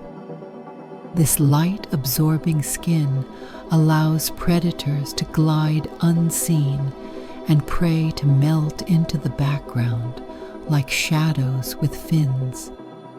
Still other species use counter-illumination, one of the ocean's most clever optical tricks. Many deep-sea animals have light-producing organs on their undersides that emit a soft glow, matching the faint ambient light filtering down from above. To anything looking up, the animal blends into the background, erasing its silhouette. It's the underwater equivalent of soldiers using lights to blend into the night sky. These biological lights are carefully calibrated. Animals adjust their brightness depending on depth and background glow, creating a perfect mimicry of the faint ghost-like light from the surface far above. Even more impressive are creatures that use reflective camouflage. Their bodies are covered in layers of mirrored crystals that bounce incoming light away at angles that hide their shape. These reflectors aren't random. They're arranged in precise geometric patterns that keep reflections smooth and uniform. The effect is dazzling. The animal becomes a shifting shimmer, indistinguishable from the water around it. Some shrimp and fish with mirrored flanks look less like living creatures and more like ripples of liquid silver drifting through the deep. Then there are the animals that break their outlines using irregular body shapes. Jagged appendages, dangling filaments, and uneven contours disrupt their silhouettes, making it nearly impossible for predators to recognize a coherent form. In a world where any recognizable shape can trigger a feeding response, looking like abstract art becomes a legitimate survival tactic. Many jellies, for instance, trail tangled tentacles or extend fragile frills that catch and scatter light. These structures confuse observers, making it hard to tell where the animal begins and ends. Some deep-sea squids and octopuses take camouflage to theatrical levels. Certain species can alter the reflectivity of their skin, switching between dull absorption and mirror-like brilliance in seconds. They even curl their bodies into shapes that mimic drifting debris, fooling predators into assuming they're nothing more than falling fragments from the upper ocean. If deception were a sport, cephalopods would be undefeated champions. There is also the tactic of motion camouflage. Many deep-sea animals move slowly, not just to conserve energy, but to avoid creating disturbances in the water that would give away their presence. A creature drifting gently in the current produces no identifiable movement signature, blending into the rhythmic flow around it. Predators searching for the telltale flutter of prey detect nothing. Prey scanning for lurking threats sense only stillness. Each of these camouflage strategies, transparency, absorption, reflection, counter-illumination, outline disruption, and motion stealth, represents a different evolutionary solution to the same problem. Survival in a world where being noticed usually means becoming useful to someone else's digestive system. But what makes deep-sea camouflage truly extraordinary is how seamlessly these adaptations integrate with the environment. There's no sunlight to reveal colors, no coral reefs to hide behind, no seaweed forest to duck into. The deep sea offers no props. Every trick must be built into the body itself. And so, in a world stripped of light, animals have turned their flesh into tools of invisibility. They have mastered the physics of photons, the geometry of reflection, and the art of perception, not through conscious strategy, but through the slow, powerful guidance of evolution. Down here, invisibility is not magic. It's survival engineered into every cell, every structure, every glow and reflection. It's nature's way of saying, even in the darkest place on Earth, you can disappear if you know how to play with a light that isn't there. In the deep ocean, gravity is not just a force, it's an ever-present negotiator, constantly pulling every creature downward, with the persistence of an overzealous gym trainer shouting, "One more rep!" Yet the animals drifting through this black, endless water column don't behave like stones plunging to the sea floor. They hover, glide, float, and bob with a grace that seems almost supernatural. In reality, this levitating dance is the result of careful engineering, pressure-proof physics that let deep-sea creatures maintain buoyancy in a place where a wrong density could send them tumbling downward like a dropped anchor. Unlike the sunlit surface waters where swim bladders filled with gas help fish stay afloat, the deep sea is far less forgiving. Gases compress under pressure, and down here the pressure climbs to such extreme levels that anything relying on trapped gas would collapse like a cheap folding chair under a giant. So animals have had to find other solutions, ingenious ones, to avoid becoming unwilling residents of the seafloor. One of the most widely used buoyancy hacks is oil. Oils and fats, unlike gases, are incompressible. They don't shrink dramatically when squeezed by tons of seawater, and they're less dense than water. Many deep-sea animals pack their bodies with oil-filled tissues, turning themselves into living, streamlined flotation devices. This isn't just random fat storage, it's strategic distribution. Some species concentrate oils in their livers, others in specialized sacs or tissues woven through their muscles like subtle lift-generating pockets. These oils often aren't the same types mammals use. Deep sea oils can be chemically unusual, tailored to stay liquid, even at temperatures so low they would turn many surface fats into waxy solids. Evolution has effectively created custom blends, organic antifreeze floaters, so animals can maintain lift without sacrificing agility. Take the deep sea sharks, for instance. They don't rely on gas at all. Their massive livers, sometimes accounting for a quarter of their entire body weight, are rich with low-density oils.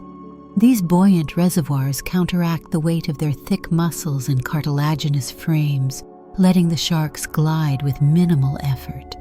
Without these oil-packed organs, deep sharks would descend uncontrollably, like living submarines that forgot to fill their ballast tanks. Other deep-sea creatures, including certain squid, use oils to fine-tune their buoyancy. Instead of depending on muscular jet propulsion alone, they maintain just enough lift to hover between movements. This saves precious energy in a world where food is scarce and every calorie counts. It's a bit like cycling downhill on a bike with excellent balance. You barely need to pedal to keep going.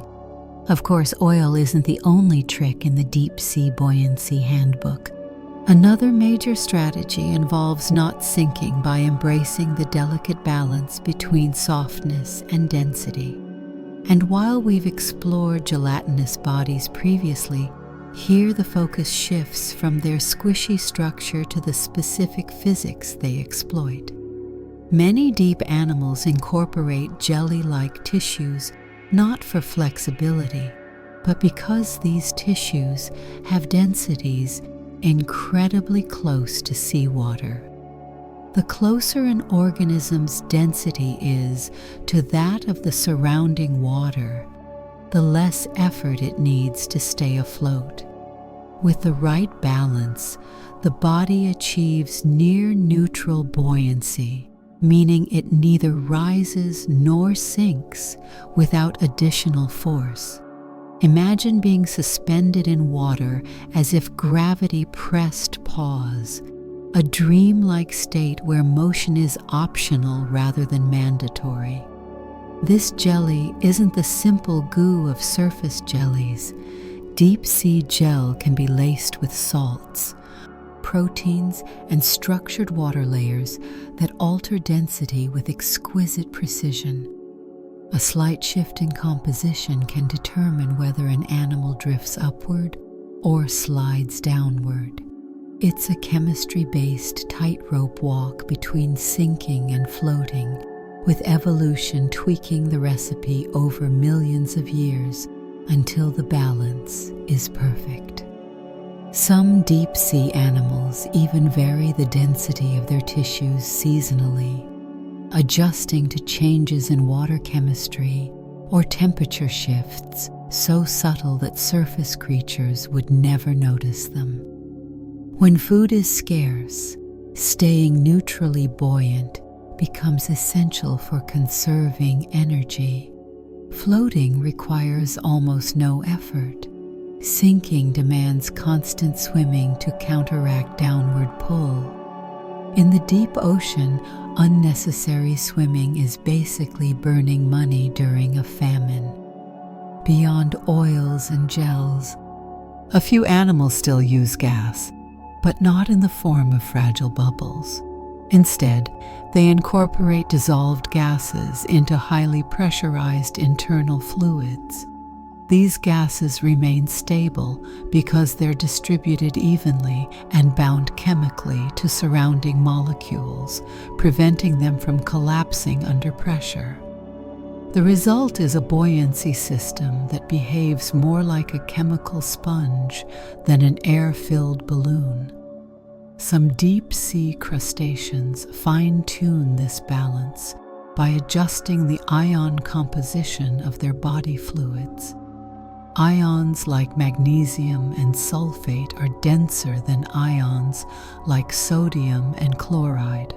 By tweaking these proportions, these animals can subtly shift their overall density. It's the biological equivalent of adjusting helium and oxygen levels in a dive tank, but done automatically, instinctively, and continuously. Buoyancy also has a social function in the deep ocean. Predators and prey often occupy different depth layers based on how floaty they are. Species that stay neutrally buoyant tend to hover in mid-water, making them slow drifting targets for larger animals gliding past. Others that sink slightly live closer to the bottom, scavenging or ambushing prey. Buoyancy determines lifestyle, movement patterns, and even evolutionary pathways. One of the most remarkable examples of buoyancy mastery belongs to the vampire squid. Despite its dramatic name, it's a gentle drifter, thanks in part to a body that is exquisitely balanced between sinking and floating. It uses ammonium-rich fluids in place of denser salts to create buoyancy without expending energy. Ammonium ions are naturally lighter than seawater, giving the squid a subtle lift, like carrying a tiny biological balloon inside its tissues. This allows the creature to hover motionlessly for long periods, conserving energy while waiting for food to drift by. The physics of deep-sea buoyancy is fundamentally about one thing: resisting gravity with minimal cost. The deeper an animal lives, the more important this becomes. Swimming constantly isn't sustainable. Drifting elegantly is. In a world where darkness is endless, pressure is colossal, and food is unpredictable, staying afloat becomes a triumph of physics and evolution working hand in hand. Oils lighten the load, gels balance density, ions adjust internal chemistry, dissolved gases act as hidden lift, and bodies themselves become finely tuned instruments of equilibrium. Down here, every creature is playing a delicate game with gravity and winning by learning how to float in a place where everything wants to fall. In the deep ocean, where darkness is endless and meals drift through the water like rare cosmic events, predators cannot rely on the casual chase strategies seen in brighter, friendlier ecosystems. There is no stalking through seagrass, no silhouettes against shimmering sunlight, no open ocean sprinting after schools of fish. Down here, hunting is a high-stakes game of stealth, deception, patience, and biological innovation so extreme it borders on science fiction. To survive in this world, predators have become inventors, crafting tools from their own bodies, twisting anatomy into improbable shapes, and inventing strategies that feel less like animal behavior and more like advanced technology wrapped in flesh. One of the most iconic hunting adaptations in the deep is the extendable jaw. Imagine living in a world where you might meet one decent meal a month. When that moment comes, hesitation is not an option. Many deep-sea predators solve this problem with jaws that can fling forward like sprung traps, doubling or even tripling their mouth size in an instant. The aptly named gulper eel is a prime example. Its mouth is so disproportionately huge that it looks almost comedic until you consider the purpose. It allows the eel to engulf prey nearly as large as itself. Its jaw hinges open like a biological parachute catching a gust of opportunity. When food is scarce, too big is never a concern. Another hunting strategy revolves around a weaponized silhouette. Some predators have elongated, needle-sharp teeth designed not only to pierce prey, but to prevent escape by locking victims inside the mouth like a cage. In the abyss, many prey animals are slippery, gelatinous, or armored in unusual ways. To counter this, predators evolve teeth that angle inward, curve like hooks, or overlap in sinister lattices. Some species have jaws that can't fully close because the teeth are simply too long. But closing is unnecessary when the prey has nowhere to go once skewered. These predators are less like fish and more like living traps that happen to swim. But brute force mechanics aren't the only tools in the deep sea arsenal. Light, the rarest commodity in the abyss, becomes both a weapon and a lure. Some predators grow their own lanterns, glowing organs that dangle like neon signs reading free food. The classic anglerfish lure is just the beginning. Certain species flash patterns to intrigue curious prey, while others mimic the faint bioluminescent signatures of harmless creatures. It's imitation, temptation, and deception rolled into one glowing package. Down here, if you see a faint light drifting gently in the dark, it's either something tiny and edible or something large and patient. A particularly eerie technique involves deploying bioluminescent bait, not from the head, but from the body itself. Some deep-sea fish sport glowing patches on their sides or tails. As they move, these illuminated spots flutter like small creatures, swimming separately from the predator. Any animal drawn toward one of these tempting false targets will find itself lured straight into the predator's true position. It is ambush by optical illusion, nature's version of a decoy drone. Other predators turn invisibility into an offensive strategy rather than just a defensive one. Ultra-black hunters absorb nearly all incoming light, making them undetectable against the void. When they strike, they appear only at the last moment as a vague shape rushing forward. For prey, animals relying on bioluminescent cues or faint glimmers to perceive threats, this level of darkness makes the predator effectively unreadable. Some species even pair their ultra-black skin with stealthy, low-disturbance swimming techniques, so they approach prey without creating detectable ripples. Vibration-based hunting is another art form perfected in the abyss. Certain creatures can sense the tiniest flutters caused by prey movement. They remain motionless for long periods, sometimes hours, simply listening through the water. When a disturbance reaches them, they respond instantly, lunging toward the source with sudden precision.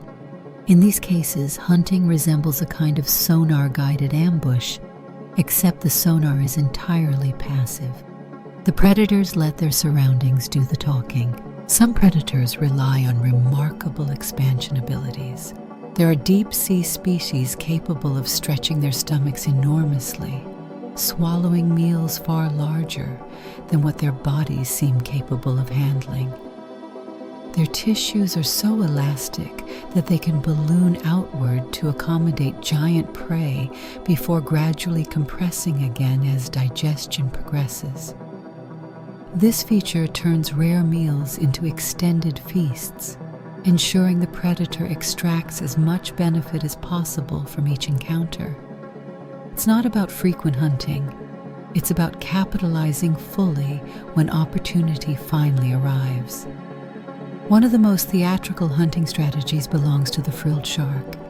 This serpent-like creature uses its ability to coil and strike with the suddenness of a spring-loaded device. It coils its elongated body into a loose S shape, then snaps forward faster than prey can react.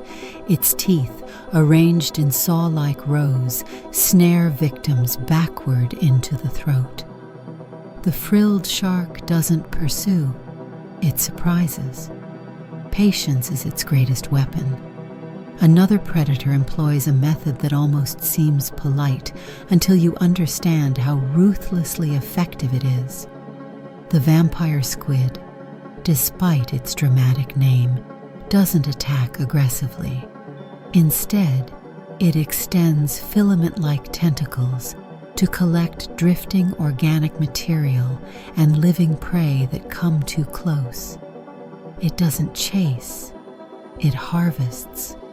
It becomes a living net, using sensory-tipped filaments to sweep the water for edible life forms. It's a strategy built on gentle capture rather than violent ambush, but make no mistake, it works because it capitalizes on the abyss's stillness. The deep sea also hosts creatures that weaponize pressure. Certain predators lurk near sudden drops in terrain or current flows. They use pressure differentials to detect prey sweeping past and launch upward attacks from below. This vertical hunting method is devastatingly effective in midwater environments where prey mostly expect threats from behind or the sides. Getting ambushed from directly below is the deep sea equivalent of missing the last step on a staircase. Surprising, disorienting, and unfortunately final. What unites all these hunting strategies is not aggression or speed, it's adaptation to scarcity. In a world where energy is precious and prey rare, predators must optimize every move. Many hunt slowly, precisely, or deceptively, avoiding wasteful chases. Some trick prey into approaching.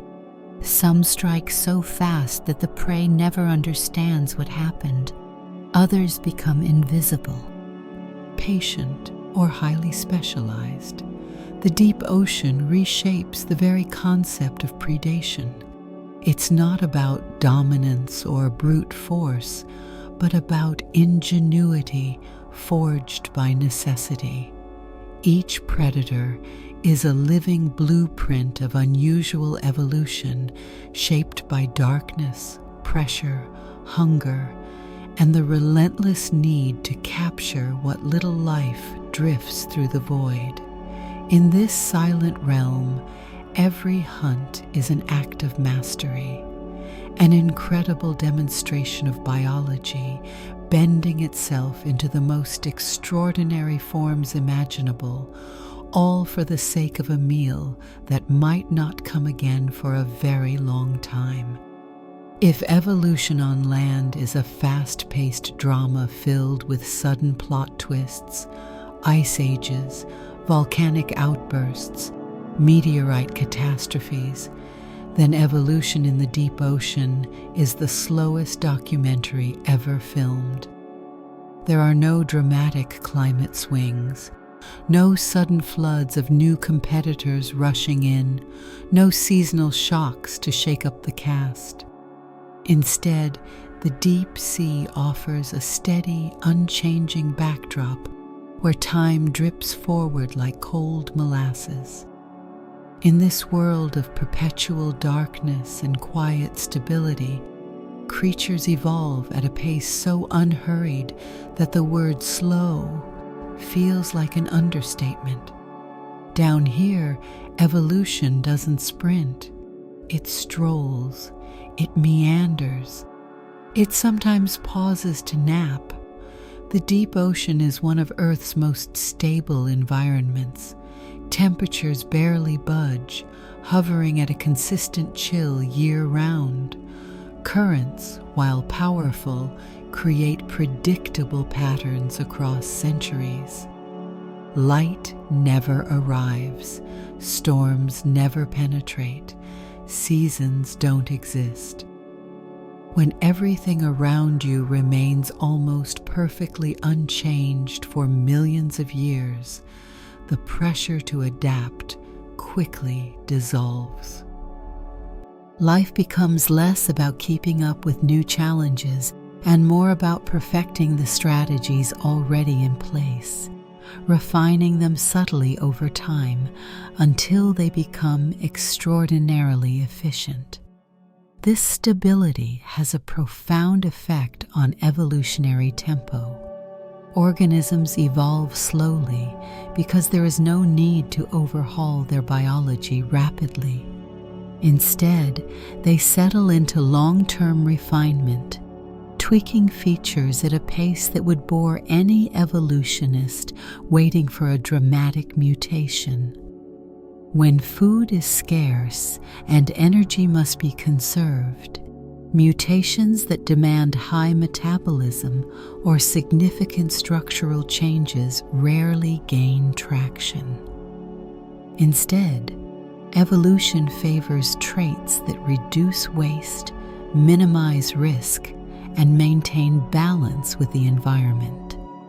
Low reproductive rates contribute to this slowdown as well.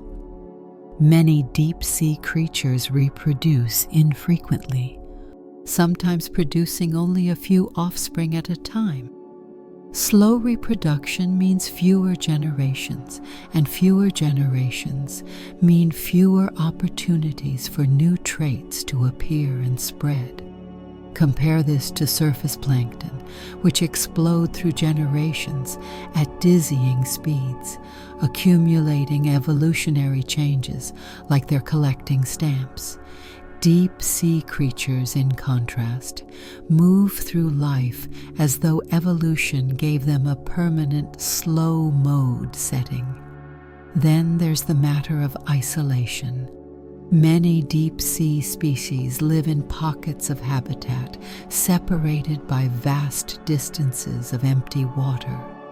These populations are often small and scattered, limiting genetic mixing. Low gene flow slows evolutionary shifts and keeps traits stable across extremely long time spans. Imagine trying to spread a rumor across a quiet town where no one speaks loudly. Everyone lives miles apart, and the mail only arrives once every century. That's what genetic exchange in the deep ocean feels like. With all this stillness, it's no wonder some deep-sea creatures have barely changed since prehistoric times. They are, in many ways, living echoes of ancient Earth, species that found a survival strategy ages ago and simply stuck with it. Why experiment when the original blueprint still works perfectly? These deep-sea time capsule animals aren't outdated. They're refined classics, models that never needed a redesign. Take certain deep-sea sharks, which have existed in nearly their current form for millions of years. Their slow metabolisms, stable structures, and efficient hunting strategies fit the deep-sea lifestyle so well that little improvement was necessary. The same is true for some crustaceans and mollusks, which still resemble fossilized ancestors that roamed ancient oceans long before humans appeared. But this slow pace doesn't mean deep-sea evolution is passive. Quite the opposite. Evolution here is precise, selective, and deeply optimized. Instead of rapid bursts of innovation, Changes accumulate like tiny brush strokes, eventually creating creatures that are perfectly tuned to survive in conditions most life could never endure. Their adaptations aren't flashy, they're elegant. Subtle biochemical tweaks improve cell function in freezing water. Slight adjustments in tissue density improve buoyancy. Minute changes in sensory organs help detect faint vibrations or sparse food. None of these shifts happen overnight, but let millions of years pass, and the results are remarkable. Slow evolution also encourages longevity. Many deep-sea creatures live far longer than their surface relatives. Extended lifespans give them more time to mature, reproduce, and survive periods of extreme scarcity. A long life in the deep is a strategy in itself, one that's intimately tied to conserving energy. Rather than racing through childhood and burning fuel quickly, deep-sea animals grow gradually, reaching adulthood with the patience of ancient trees. This gradual growth again feeds into the slow-motion evolutionary cycle. Long-lived animals tend to produce fewer generations over time, slowing change even further. The deep ocean becomes not just a stable environment, but a biological echo chamber where traits persist and reinforce themselves for astonishing lengths of time. Yet, in this slow world, evolution still finds ways to surprise us. Sometimes rare events, like a new resource opportunity, a shift in ocean chemistry, or the arrival of a new species, can ripple through deep-sea communities. But even these changes unfold at a pace that feels almost glacial to surface dwellers. If surface ecosystems rewrite their scripts every few thousand years, deep-sea ecosystems might take 1,000,000 just to change a paragraph. Still, this slow pattern has profound global implications. The deep ocean acts as a vault of biological stability, preserving genetic lineages that might otherwise vanish. It holds answers about ancient evolutionary pathways, offering glimpses into how life diversified long before sunlight-dependent ecosystems came to dominate the planet. Studying these creatures is like examining living fossils, except they aren't fossils at all. They're vibrant, functioning examples of ancient biology that never went extinct. In the deep ocean, slow evolution isn't stagnation. It's success, it's resilience, it's quiet mastery of a world so constant that haste becomes unnecessary and efficiency becomes art. These creatures have learned that in a place where nothing changes quickly, the winning strategy is patience, not just over years or decades, but across epochs. And in their unhurried transformations, they remind us that life doesn't always need to rush to thrive.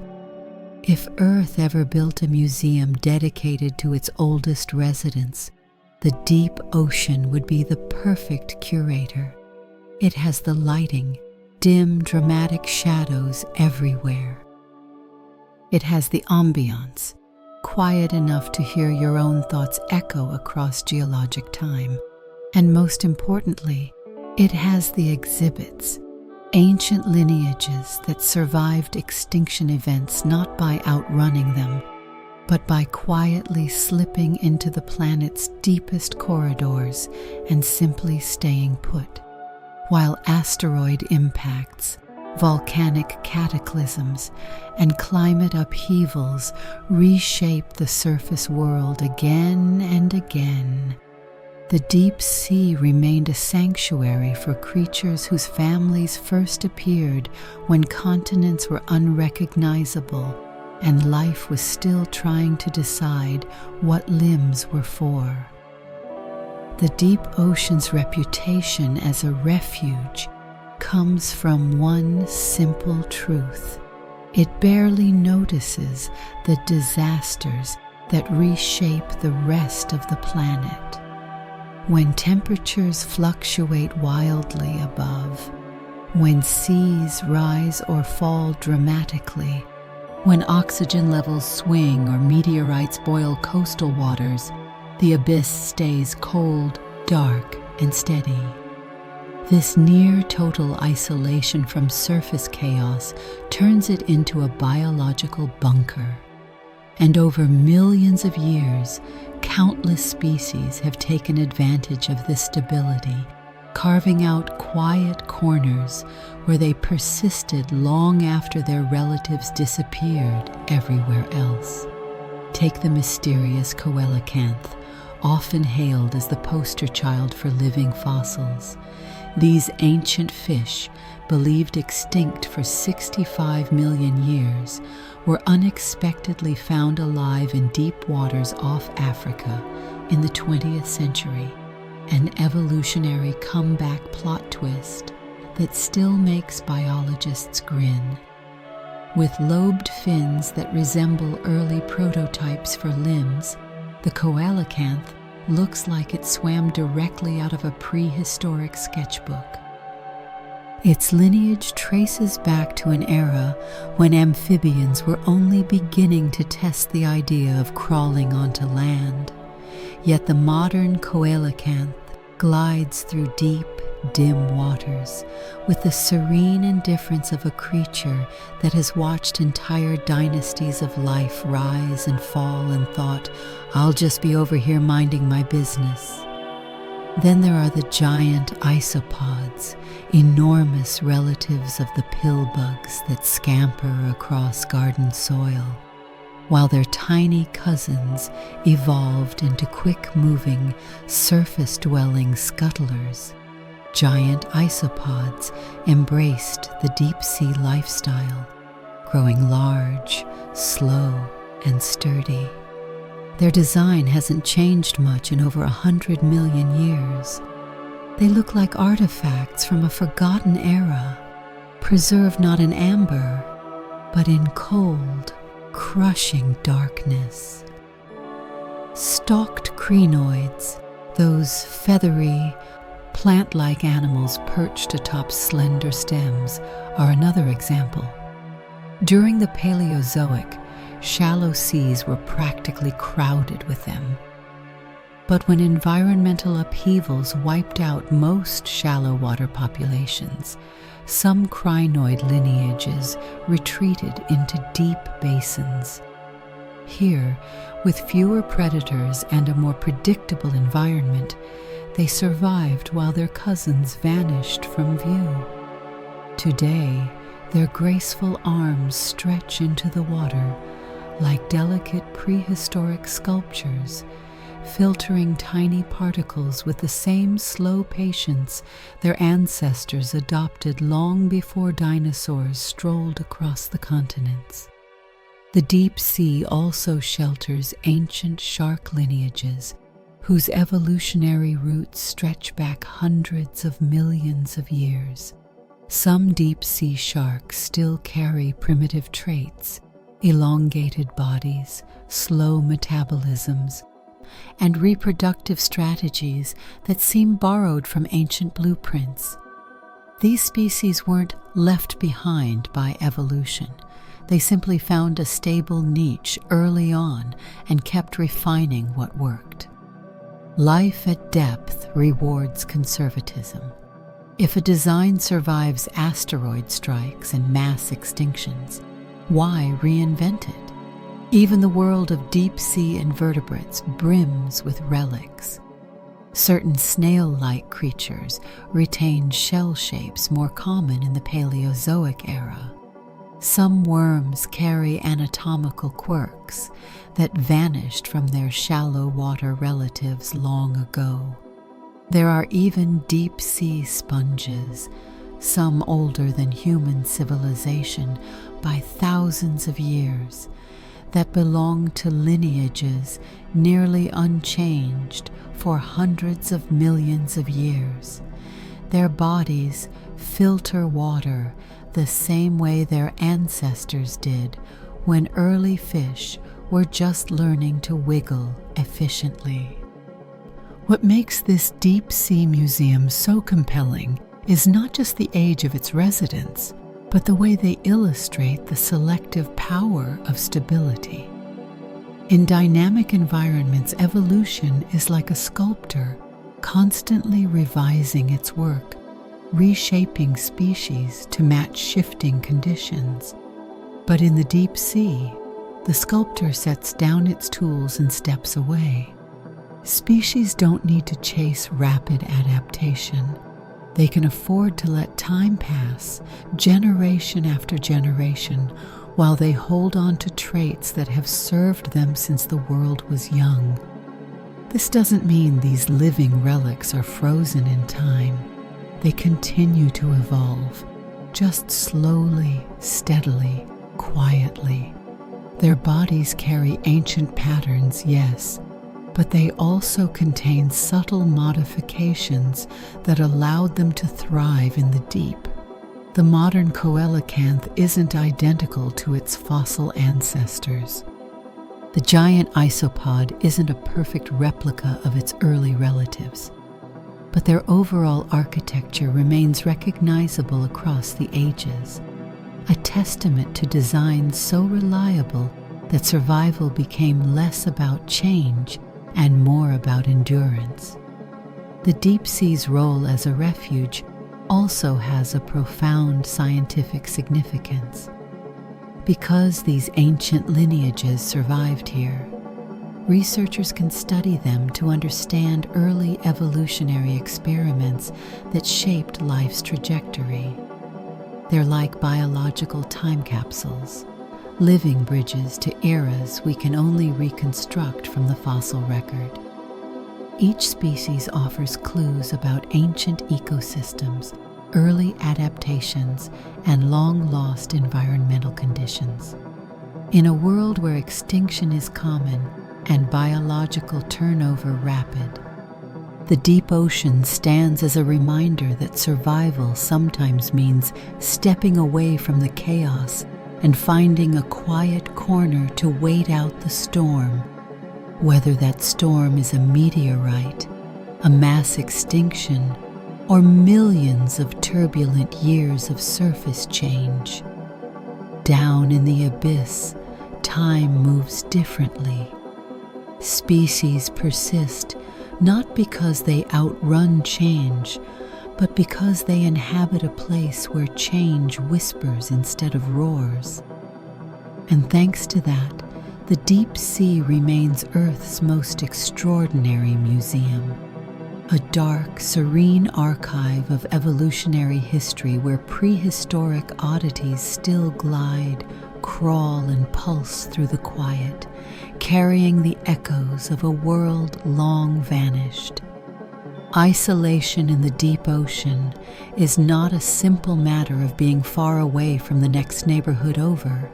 It is a scale of separation that makes continents look cozy.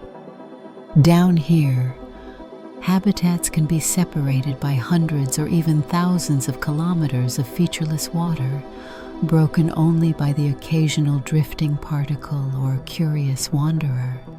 Mountains, trenches, and vast plains create boundaries that might as well be planetary borders. And unlike land, where animals can walk, fly, or glide to new territories, deep-sea creatures often live inside invisible bubbles defined by temperature layers, pressure thresholds, food zones, and currents as unmoving as stone.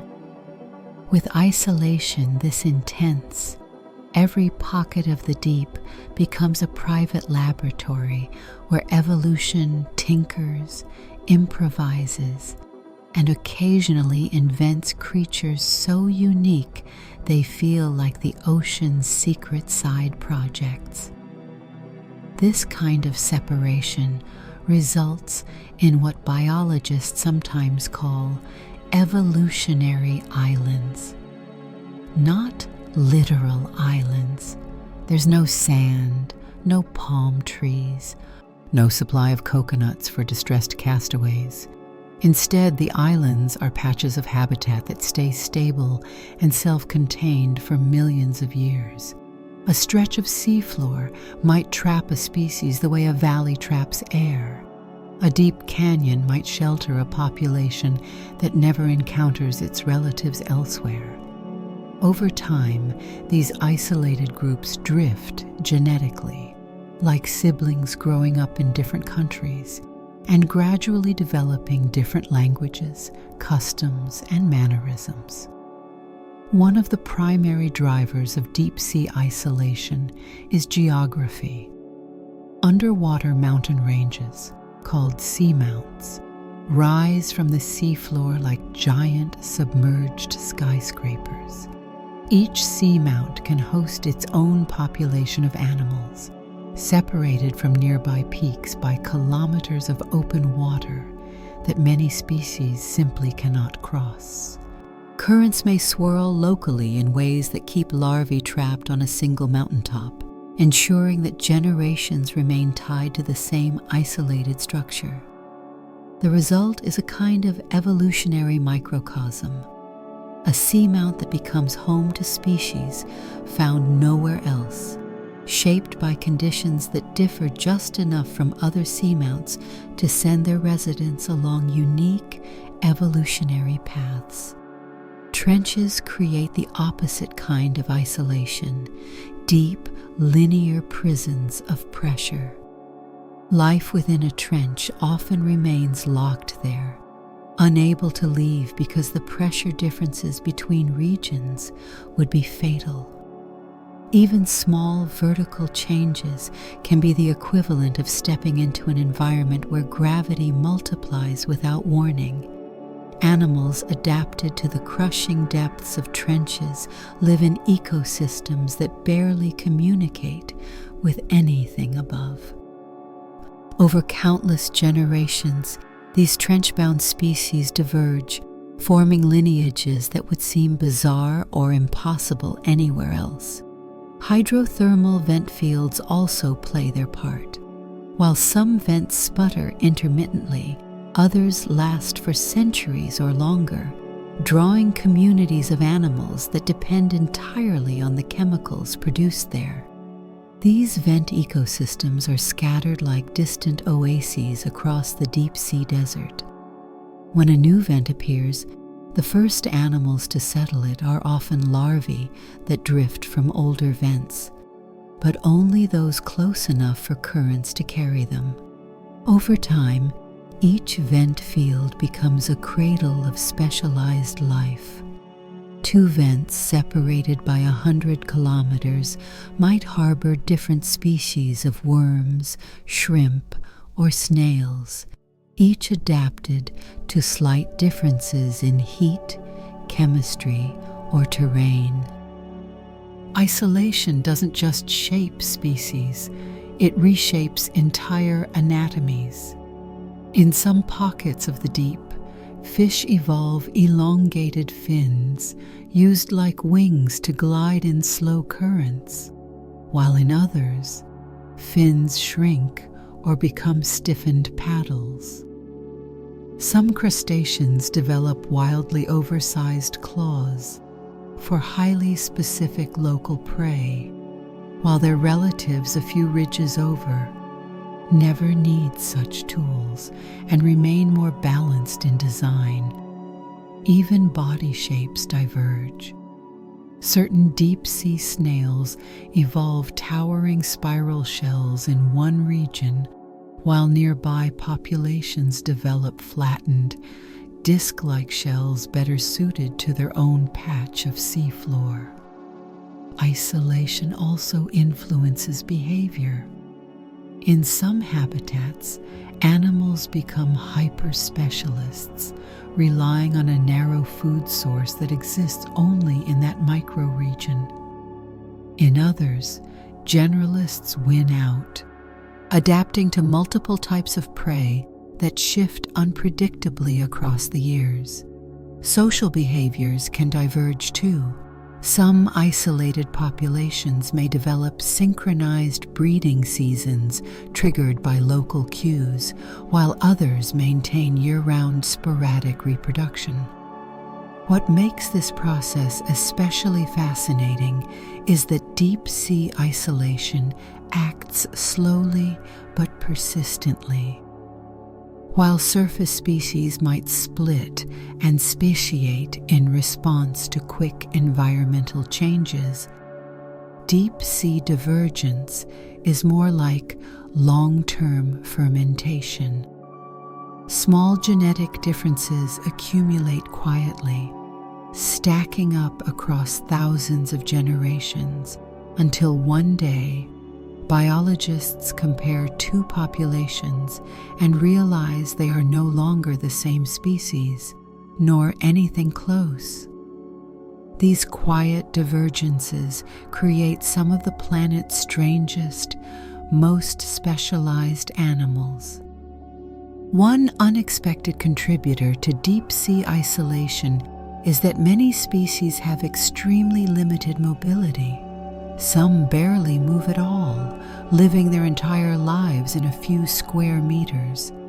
Others drift with currents but lack any control over their direction, relying on luck more than navigation. These species experience geographic separation not as a temporary inconvenience, but as a lifetime condition. Even creatures capable of swimming vast distances may choose not to, simply because the energy cost is too high to justify exploring the unknown when survival strategies rely on staying put. As a result, the deep ocean is filled with organisms that evolved in near complete solitude. They are shaped by local chemistry, current flow, the availability of certain microbes or sediments, and interactions with neighbors that themselves trace back to ancient colonization events. Some deep-sea animals are so unique that scientists struggle to classify them, discovering features that resemble no known family. Others appear as oddly modified versions of more familiar groups, as though evolution attempted a remix and never expected the world above to catch on. This isolation-driven creativity has turned the deep into a vast gallery of evolutionary experiments. Some succeed spectacularly, persisting for millions of years. Others remain rare curiosities that survive only in tiny populations. But all these creatures tell a similar story. Separation doesn't just divide species, sometimes it liberates them. Free from competition and interference, they explore evolutionary paths unavailable anywhere else. In the end, isolation in the deep sea acts like a cosmic petri dish, giving rise to animals that defy expectations, challenge classification, and enrich the story of life on Earth. These evolutionary experiments remind us that life thrives not only through connection, but through the quiet, persistent creativity that emerges in the spaces between. For most of human history, the deep ocean was treated like the planet's locked basement, a place we assumed was empty, barren, maybe haunted, but certainly not worth checking unless absolutely necessary. When early scientists pictured the abyss, they imagined a wasteland so inhospitable that even bacteria would struggle to clock in for work. And yet, as each of our dives has revealed, That empty world is actually brimming with life. Not ordinary life either, but creatures so unconventional that they seem to challenge the very definition of what life can be. These animals, transparent ghosts, gelatinous drifters, light-wielding predators, pressure-proof blobs, trench-dwelling ancient holdouts, are not just oddities. They are reminders that our assumptions about the limits of biology were far too narrow. Every chapter of this journey has revealed some version of the same message. Life is astonishingly adaptable. It bends, stretches, rearranges, and reinvents itself to fit environments that look uninhabitable by any common sense standards. And nowhere is that more evident than in the deep ocean. The creatures that call this place home survive in cold that stops chemical reactions, in darkness that mocks the idea of sight, in pressures that compress human-engineered machines, and in food scarcity that would starve most ecosystems into silence. Yet they persist, not reluctantly, but successfully. Their existence forces us to rethink the ingredients we once believed were essential for life. We used to assume that sunlight was the primary energy source for living things. Then we found organisms thriving on chemicals spewing from underwater volcanoes. We assumed pressure would destroy cells, but the deep sea showed us life that functions with elegance under levels of compression we can barely describe. We thought complex senses required light, but down here, animals perceive their world through electric fields, vibrations, and faint chemical whispers. Every rule we assumed was universal turns out to be negotiable. What makes these creatures matter is not just that they're weird, though that's definitely a delightful bonus, but that they expand our understanding of biology's creativity. They demonstrate that life's toolkit is far larger than we once believed. They prove that the boundaries of habitability are flexible, even surprising, and in doing so, they reshape our sense of what might be possible elsewhere in the universe. If life can thrive without sunlight, without warm temperatures, without stable food chains, and without the familiar ecological rhythms of the surface, then maybe life can emerge in places we've long dismissed as hopeless. The deep ocean, in its strange quiet, teaches us how little we actually know about the conditions required to spark and sustain living systems. These creatures also matter because they reveal something fundamental about resilience. Life in the deep doesn't fight its environment. It adapts in ways that reflect a kind of biological humility. Soft bodies flourish where rigidity fails. Slowness triumphs where speed is wasteful. Stillness becomes a strategy when movement is expensive.